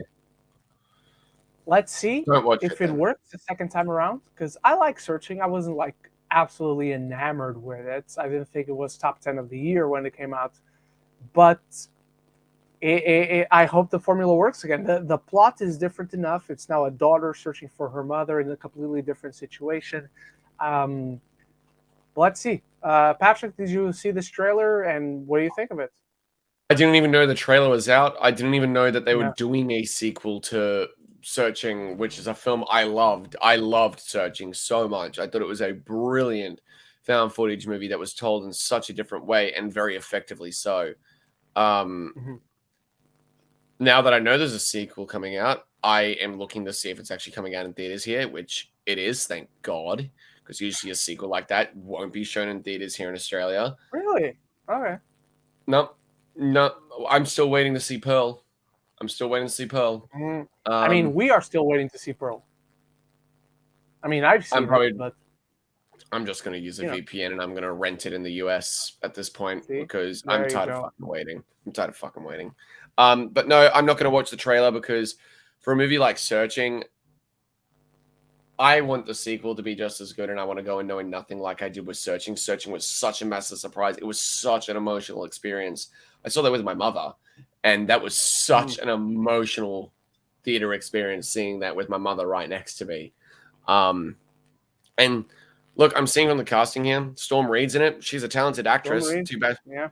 she hasn't been in very many good things though, and I want to give her a chance, and I really hope she brings it home for this one. I want this movie to be good. Now that I know that it's actually a thing. GOP, yeah. Aside from Martin Scorsese, who's the director you doubt will do a Marvel movie, but you would love to see one made by them? Oh, Denis Villeneuve, Christopher Nolan. I don't know that I would love a Christopher Nolan Tarantino. Marvel movie. Yeah, Tarantino, um, Chazelle. Yeah. Yeah, those are just a few. James Cameron, Luis Yeah. Luciano. Did you see that Chris Hemsworth revealed he has Alzheimer's? That's not true. He's taking a break from acting. Do you think this will have an impact on Thor in the MCU going forward? So, if you watch my review of Limitless, which is a show you should watch, it's definitely one of the best shows of the year. And I'm saying that about a docu-series. Me, this guy. Yeah. So if you saw the review, you know I alluded to something happening in episode 5. That's what happened in episode 5. He gets the reveal. He does not have Alzheimer's. He has a protein in his blood system. He has 2 copies of this protein, one from his mom and one from his dad. And this is essentially the protein in our bodies that is associated with Alzheimer's. The thing is, most of us, if not all of us, like me and Patrick, each of us have one of these. Chris happens to have 2, which makes him 8 to 10 times more likely to develop Alzheimer's disease when the time comes, if the time comes. He does not have Alzheimer's as of right now. But rightfully so, learning this information in a show that is specifically about learning how to live for longer and better as you live longer.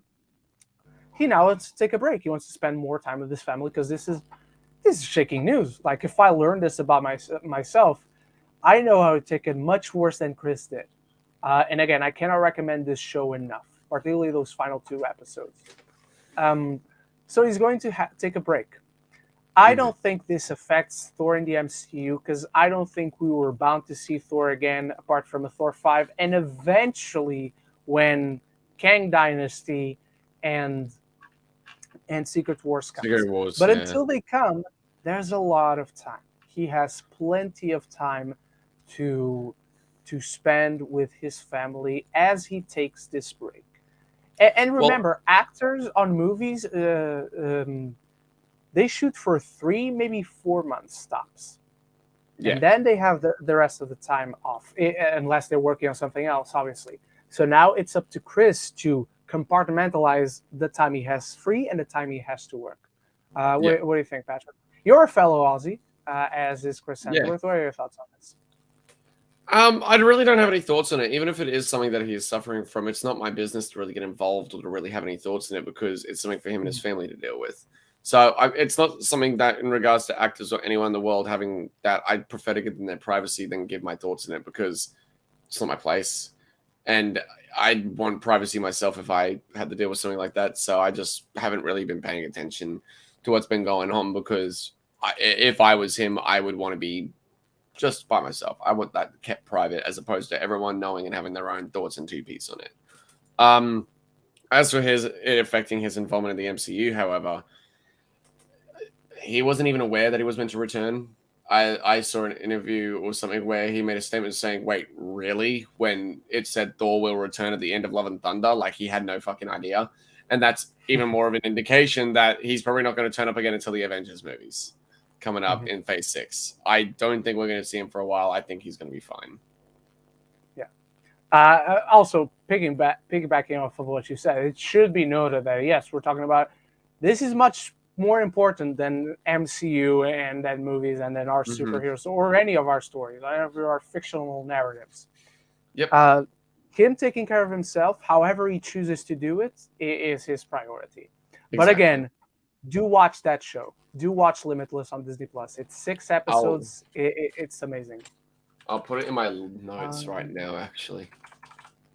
Jigo EP, why do Hollywood always release Christmas movies and specials in November? Honestly, I don't know, but my guess is all Thanksgiving sucks. hardcores. Yeah, all hardcores are going to be watching it as soon as it comes out, but then it builds word of mouth. Because then Christmas season is the season where most general audiences go to the cinemas. So they don't necessarily go during Thanksgiving. They don't necessarily go through this month of November and into December. But around Christmas, around the holiday season, that's when they go out in force. Because they're already out shopping for Christmas. So while the parents shop, maybe the kids go to the cinema. While one parent shops, maybe they send the kid and the other parent to the cinema. And that's how it works. So that's my best guess. Because we don't have Thanksgiving, I had never had to think about that part. But when it comes to Christmas, that's my guess. Yeah. Yeah, I'm sort of the same boat. Like, it's not even a matter of, like, they don't want to release it in December. It's the fact that a lot of big blockbuster movies also come out in December that gets people in the theaters. Like this December, we have movies like Avatar, The Way of the Water coming out. The Way of Water, sorry. Yeah. I don't think a Christmas movie like Violent Night is going to want to compete with that. Oh, no, 100% no. Which is why it's releasing 2 weeks prior on December 1st here, which I got my invite to a screening for that, and I'm actually very excited. I hope they send me one.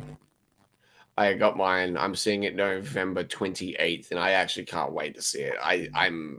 I don't care. We I have just a want screening on that same day. I know for a fact there's a screening on that same day. I just haven't gotten my invite. Oh, okay. Jigo EP, anyone find it weird how Tom Holland, Zendaya, Florence Pugh, and Haley Steinfeld are all the same age, yet the MCU, Peter and MJ are still teenagers, being like 18. Katie's 22, and Elena is like 29, 30, because she got blipped when she would have been 34, 35. Honestly, I don't think too much about it. I look at them, and it's not like the MCU makes a point of referencing specifically their age. Otherwise, it would maybe distract me, but not really. I don't think too much about it, if I'm honest. I had never thought about it until you brought it up. Patrick, does this bother you? Does it stand up to you? They're actors. They're playing a role. Yeah. That's the way I look at it. Yeah.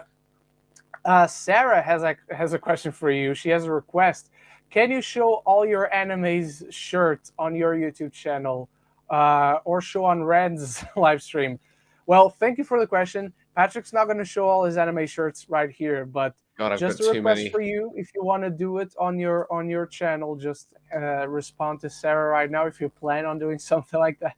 I just want to announce you're not going to do it here, as much as I would love to see. I wear more anime shirts on my videos than I do just regular horror or MCU shirts because I've got that many anime shirts from Death Note to JoJo's Bizarre Adventure to even though I don't like it, Attack on Titan. I've got Demon Slayer, got My Hero, got Seven Deadly Sins. I've got that many. It's not even funny that I just wear those half of the time because they're the ones always at the top of my drawer because they're the ones that have been washed while the others just start to fade underneath. So maybe one day, but I don't know. It's clothing. I buy it, I wear it, it goes in the wash. GKP, you think Deadpool 3 might be about saying goodbye to the Fox universe with all the rumors about the Fantastic Four with Jessica Alba and Chris Evans and Channing Tatum making a cameo maybe as Gambit? So, number one, I absolutely think it's about saying goodbye to the Fox universe. I think Wolverine and Deadpool are on a road trip as the universe is collapsing behind them. I have not heard about Fantastic Four rumors with Jessica Alba and Chris Evans, and I honestly hope that's not true. Because we never saw them crossover. So to finally see them crossover after these actors are not playing these characters anymore, one of them has honestly fallen to irrelevancy almost. And really, that's the first time you're going to cross them over. Channing Tatum making a cameo as Gambit, that would be a great joke. That he finally gets his shot just as the universe is collapsing. That gets would hit be by like a bit of debris. He gets hit by a bit of debris. Exactly. He tries to throw cards at it, but the rocks just smash him. I think this is going to be interesting if it happens. GKOP, you think we will see variants from What If appear in Secret Wars? I don't count it out. I wouldn't be willing to bet in yes, or if yes, which ones, but I wouldn't count it out as of right now. Let's see season 2. Let's see season 2 and see how much we change our answers one way or the other. What do you think? It's possible.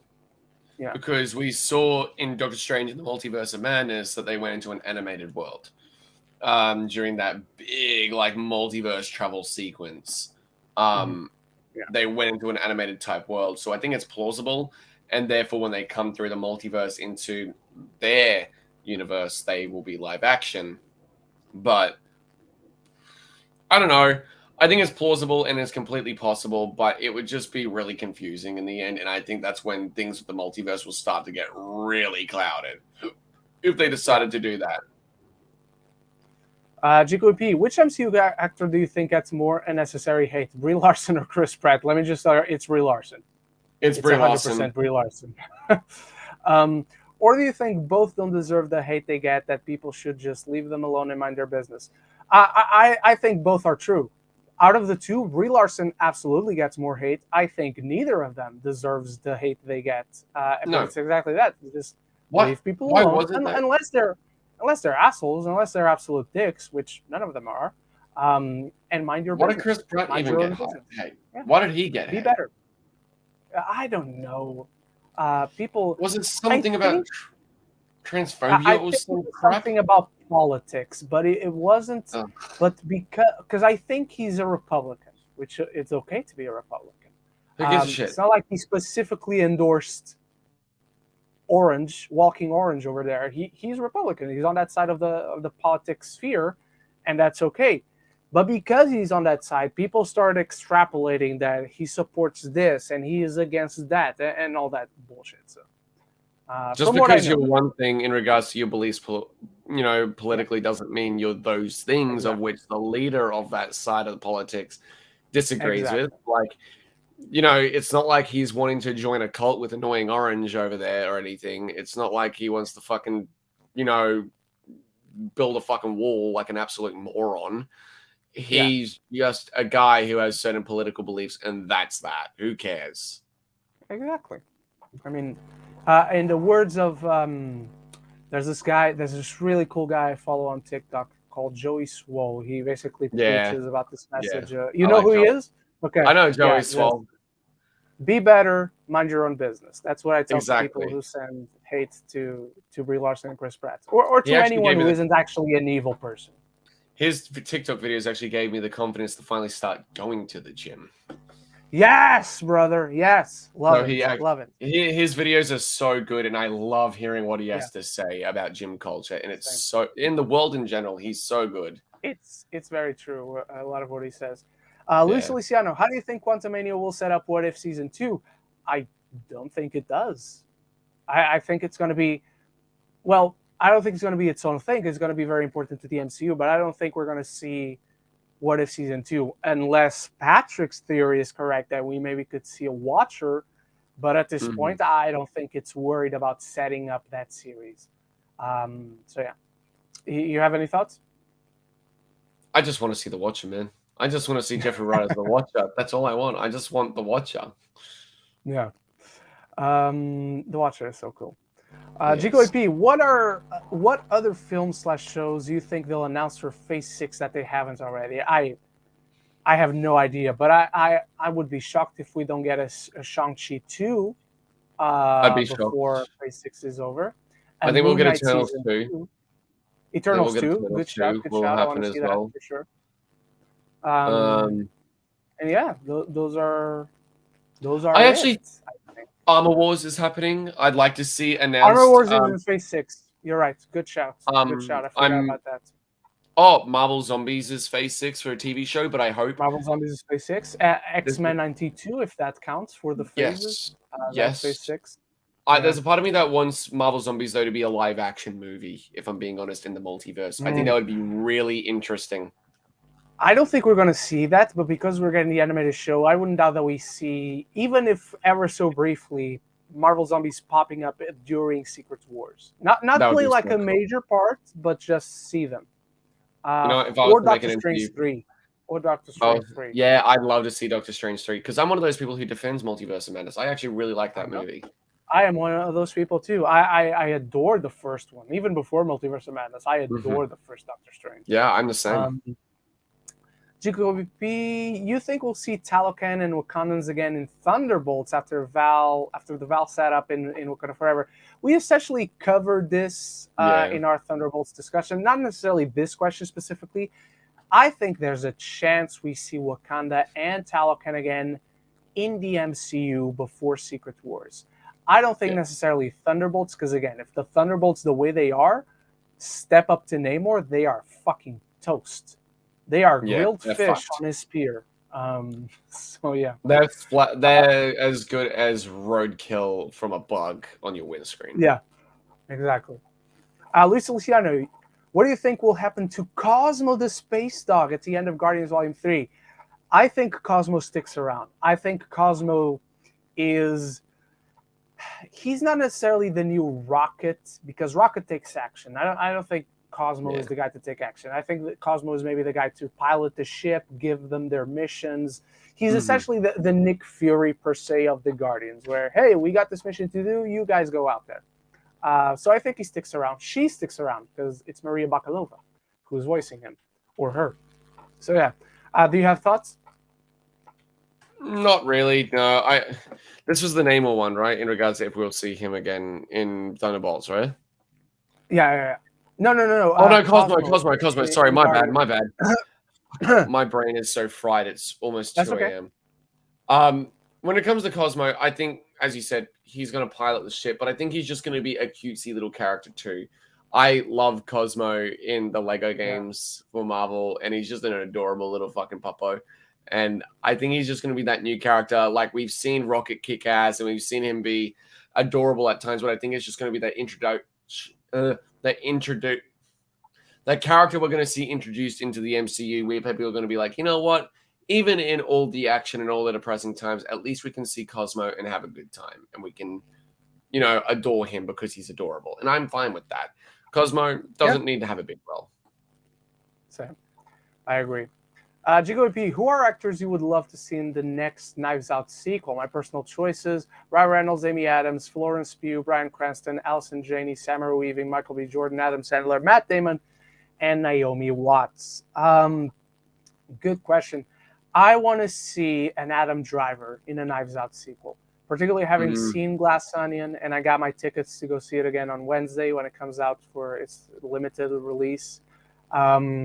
I want to see an Adam Driver in there. I like Florence Pugh in that mix. I like it a lot. Allison Janney as well pops off for me in a good way. Matt Damon, I think he'd be more of a cameo than something else. Yeah, for some reason, Adam Driver is my number one. Like, I just want to see Adam Driver in these movies. Which one? Pierce Brosnan. He'd be cool. Like two Bonds facing off, Knives Out. That's That'd what be I cool. I mean. like that. I think it'd actually be a really cool thing if he was like another detective, and him and Oh, nice. Blanc would have It'd to be, be it'd the be one. funny if he's like another detective, but he's secretly a farce. Like he's Yeah, shit as a detective. Yeah, I like that's that. what I mean. Like some great comedic stuff with him to just go Yeah. Have you anyway. seen Glass Onion yet? No, I haven't. I Oh man, didn't. it's I so was good. at work when my screening was meant to be, and I was Oh, really okay. upset because I was really excited for it. But I'm gonna go see it when it comes out this week. Yeah, it's so good. Eric Thorpe, what do you think will be the next DC movie to make $1 billion? Honestly, Shazam. wait, because it's coming out after. I was gonna say Aquaman 2 because the first one surprisingly made $1 billion. So Hmm. I definitely would keep Aquaman 2 in consideration. But I think no, wait. Yeah, Shazam. only Shazam and Flash come out before it. So yeah, I think it's gonna be Aquaman. I think it's gonna be I actually Aquaman think 2. Flash will earn a lot of money too, purely for people being like, it's Ezra Miller. Let's see what fucking mess he made. But in the end, I I've think it's heard gonna Roy. earn a lot of money, but I don't think it's gonna make $1 billion. I think I don't it'll think be it's gonna make just a shy. million. Yeah. But with the cast especially and Rachel Zegler and everything and Shazam Fury of the Gods and Mhm. how great the marketing has been thus far, I actually think it has a very good chance of earning $1 billion. All right, GCOEP. This kind of goes alongside my Larson Pratt question, but do you think this is an audience problem to where a character is not interesting or the acting isn't good? They usually blame the actor and not the writer or director. Like Pratt as Mario. We're going off by a teaser and we don't know if his voice is any good or not based on two lines. Uh, but if he's as bad as the majority make it out from the trailers once the movie comes out, they're probably going to blame him, but they should blame the director for not directing him well, or the people who cast him if he's miscast. I think we talked about this before, but it's definitely an audience problem because audiences don't care about writing, directing. They don't even consider it. It's just what they see No, and what they hear firsthand. yeah. Um, so yeah, and you can still complain about Pratt as Mario that he just wasn't a fit, um, The thing is, I and don't and think and he's that's not. perfectly valid. Yeah. I actually think he's a good fit. I can hear Okay. hints of the classic Mario in his voice when he Okay. is delivering his line. My biggest confusion is why are you casting someone else as Mario when you've literally got the original voice actor of Yeah. Mario in your movie? But the Yeah. thing is, a lot of people do have to understand as well that the voice that Pratt makes, and it's the same in a lot of animes as well, and voice acting in general, when it comes to audio over, it's not Hmm. always up to the voice actor or the performer in regards to what voice they give. Pratt may have wanted to do the accent of the "It's me, Mario," but they decided not to have him do that. And they decided to ask him to do a different route to not be like the The game while being the game as well. the rumor I heard is that so through the film he's essentially going to gain that voice. Um, That's and hilarious, I kept actually. thinking that's kind of a hilarious idea, but at the same time, really, do we need an origin for Mario's voice? So we'll I see. think we do. You know what? I think we do because aside from his stupid getup and that dumb fucking mustache, the most iconic thing about Mario that makes him stand out is that Yeah, stereotypical and borderline racist fucking it's accent. true. It's true. Um, Eric Thorpe reviews. No, wait. Yeah. Eric Thorpe reviews. What DC project do you think we'll see Pierce Brosnan's Doctor Fate in next? Since The Rock said we'll be seeing him again, is it too much to hope for a Doctor Fate solo movie or TV show? I mean, The Rock basically hinted about a solo movie. However, as in the comics, I don't think it's necessarily going to be Kent Nelson as Doctor Fate. I think we No, could be very well seeing another another person taking the helmet. That said, we could maybe see Pierce Brosnan's Kent Nelson inside the helmet. Doesn't mean he's going to be the main Doctor Fate going forward, but he could still be there. That's my guess. At even if it's least. just an apparition So of his conscience left yeah, behind from a recent holder of the helmet. yeah. What if we actually get to see the person who's going to take up the mantle as Dr. Fate in the new Shazam movie, because we know that Black Adam and Shazam, in a way, are connected, and that's That'd why be The Rock, interesting. what Yeah, is it? Why Shazam was pushed back so far, because Black Adam was there to hype up the next Shazam movie to give anticipation and to let us settle in that this Dr. Fate died. that'd be interesting. I don't know that I'm counting on it, but it's a really good theory, and it take an immediate other step on formulating a cinematic universe, which only That's took what them I 9 mean. years to start that. So yeah. Fucking yeah, Uh, yeah. We don't talk about WC that, Scott. right? Yeah. WC Scott. When will we be getting announcements for this DC plan? I have no idea. The guys just started on the job, so I don't know. Maybe before the end of the year, hopefully. I don't know. I don't think so. I think we'll get it early next year, like maybe February, just before maybe before Flash comes out, if I'm being honest. Or no, not before Flash, before because it comes out in March. yeah, before Shazam, sorry, because Flash isn't until July next year now, is it? Exactly. Yeah. Eric Thorpe reviews. Not sure if you guys have discussed this. Thoughts on the rumors about Spielberg and Nolan potentially being involved in Man of Steel 2? Because there's not much to talk about. They were having lunch with Zaslav, and that's it. Mm-hmm. I would love it if it's true. Can you imagine a Superman movie directed by fucking Steven Spielberg? That's amazing. And That would be bringing in Nolan, who was one of the key players in Man of Steel in 2013. Well, he was a producer, wasn't he? And a Yeah. co-writer. And he came up with the story as well. Him and David Goyer came up with the story. That's right. Yeah. So, yeah, I'd be very excited, brother. Dominican Scott, which one of you has more tattoos? Ren. 1, 2, and this is technically the same. So 3. How much do you have? I only have How 2, many? but I'm getting my third one in a couple weeks. A week after my birthday, I'm getting my third one on my leg. All Gonna right. get So we'll have the same amount. I'm gonna have my best girl power from Chainsaw Man. Yeah. Future Nice. Nobel Prize like winner. that. Future Nobel You Prize have to winner. show me that when it's done. We have a super chat though from our good friend Apists. Just ask Patrick how many anime. Just ask Pat. Show anime shirt. Okay, it's another question for you to show your anime shirts on your I'm just channel. gonna do like a massive showcase video of all my anime shirts. Yeah, exactly. Instead of a room tour, it's just my anime shirts. Nathan Holton. Thoughts on Channing Tatum rumored in Deadpool 3 and Magic Mike trailer? I didn't watch the Magic Mike trailer. The Deadpool 3 rumors we've talked about. Patrick, what do you think? I think Magic Mike 3 looks great. The Magic Mike trailer, that is. I think it looks great. I actually really enjoyed the first Magic Mike, and XXL wasn't too bad either. I think the story that they tell humanizes this industry in a way that I personally preach myself.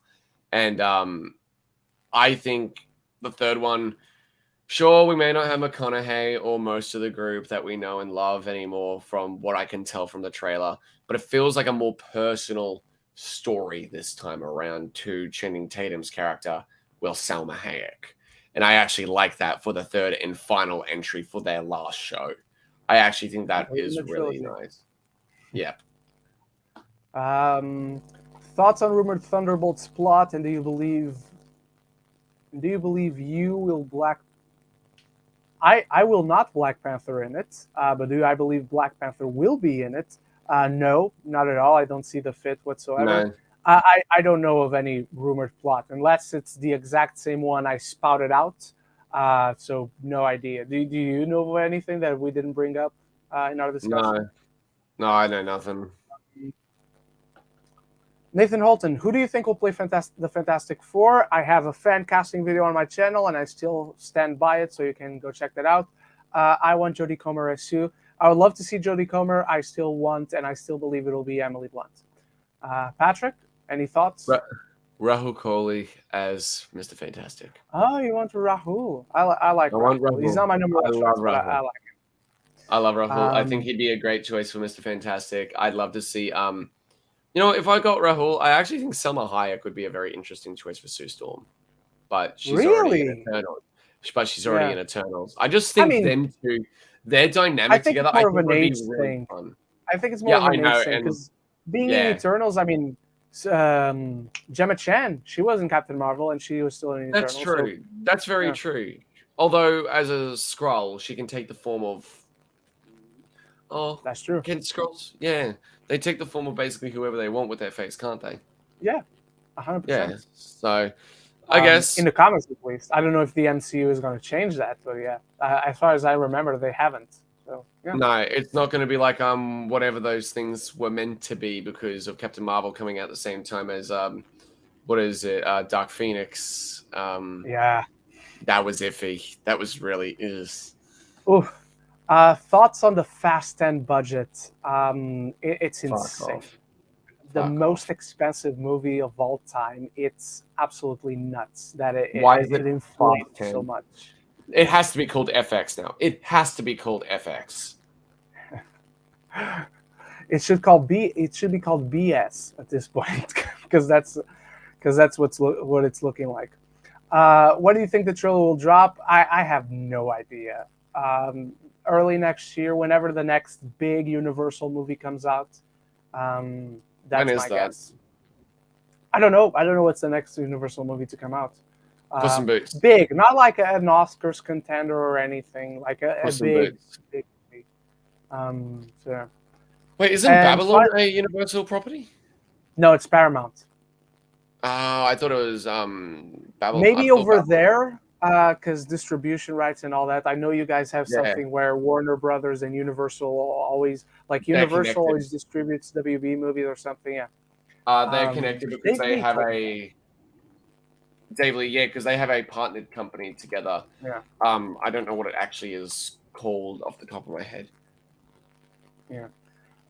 And final question: thoughts on Scream 6? Are you excited? I am. We've talked about it several times on the show. Right now, there's not much to be excited about except I liked Scream 5, so I'm excited for Scream 6. I just want to see a trailer. And it's coming out in March, the best month of the year. Patrick? I am so excited for next year's year of horror in general. Scream 6, we've got what is it, that Friday the 13th TV show that's meant to be happening, Crystal Lake or whatever Ah, it's that's right. called, to Peacock. I'm excited for Mhm. that. I don't care. I don't like any of the Friday the 13th movies. None. But I am excited for that. For some reason, there's something just enticing about it. Saw 10, yeah, okay. Which I have some interesting details on Saw 10, which makes me very excited for it. But no, Scream 6.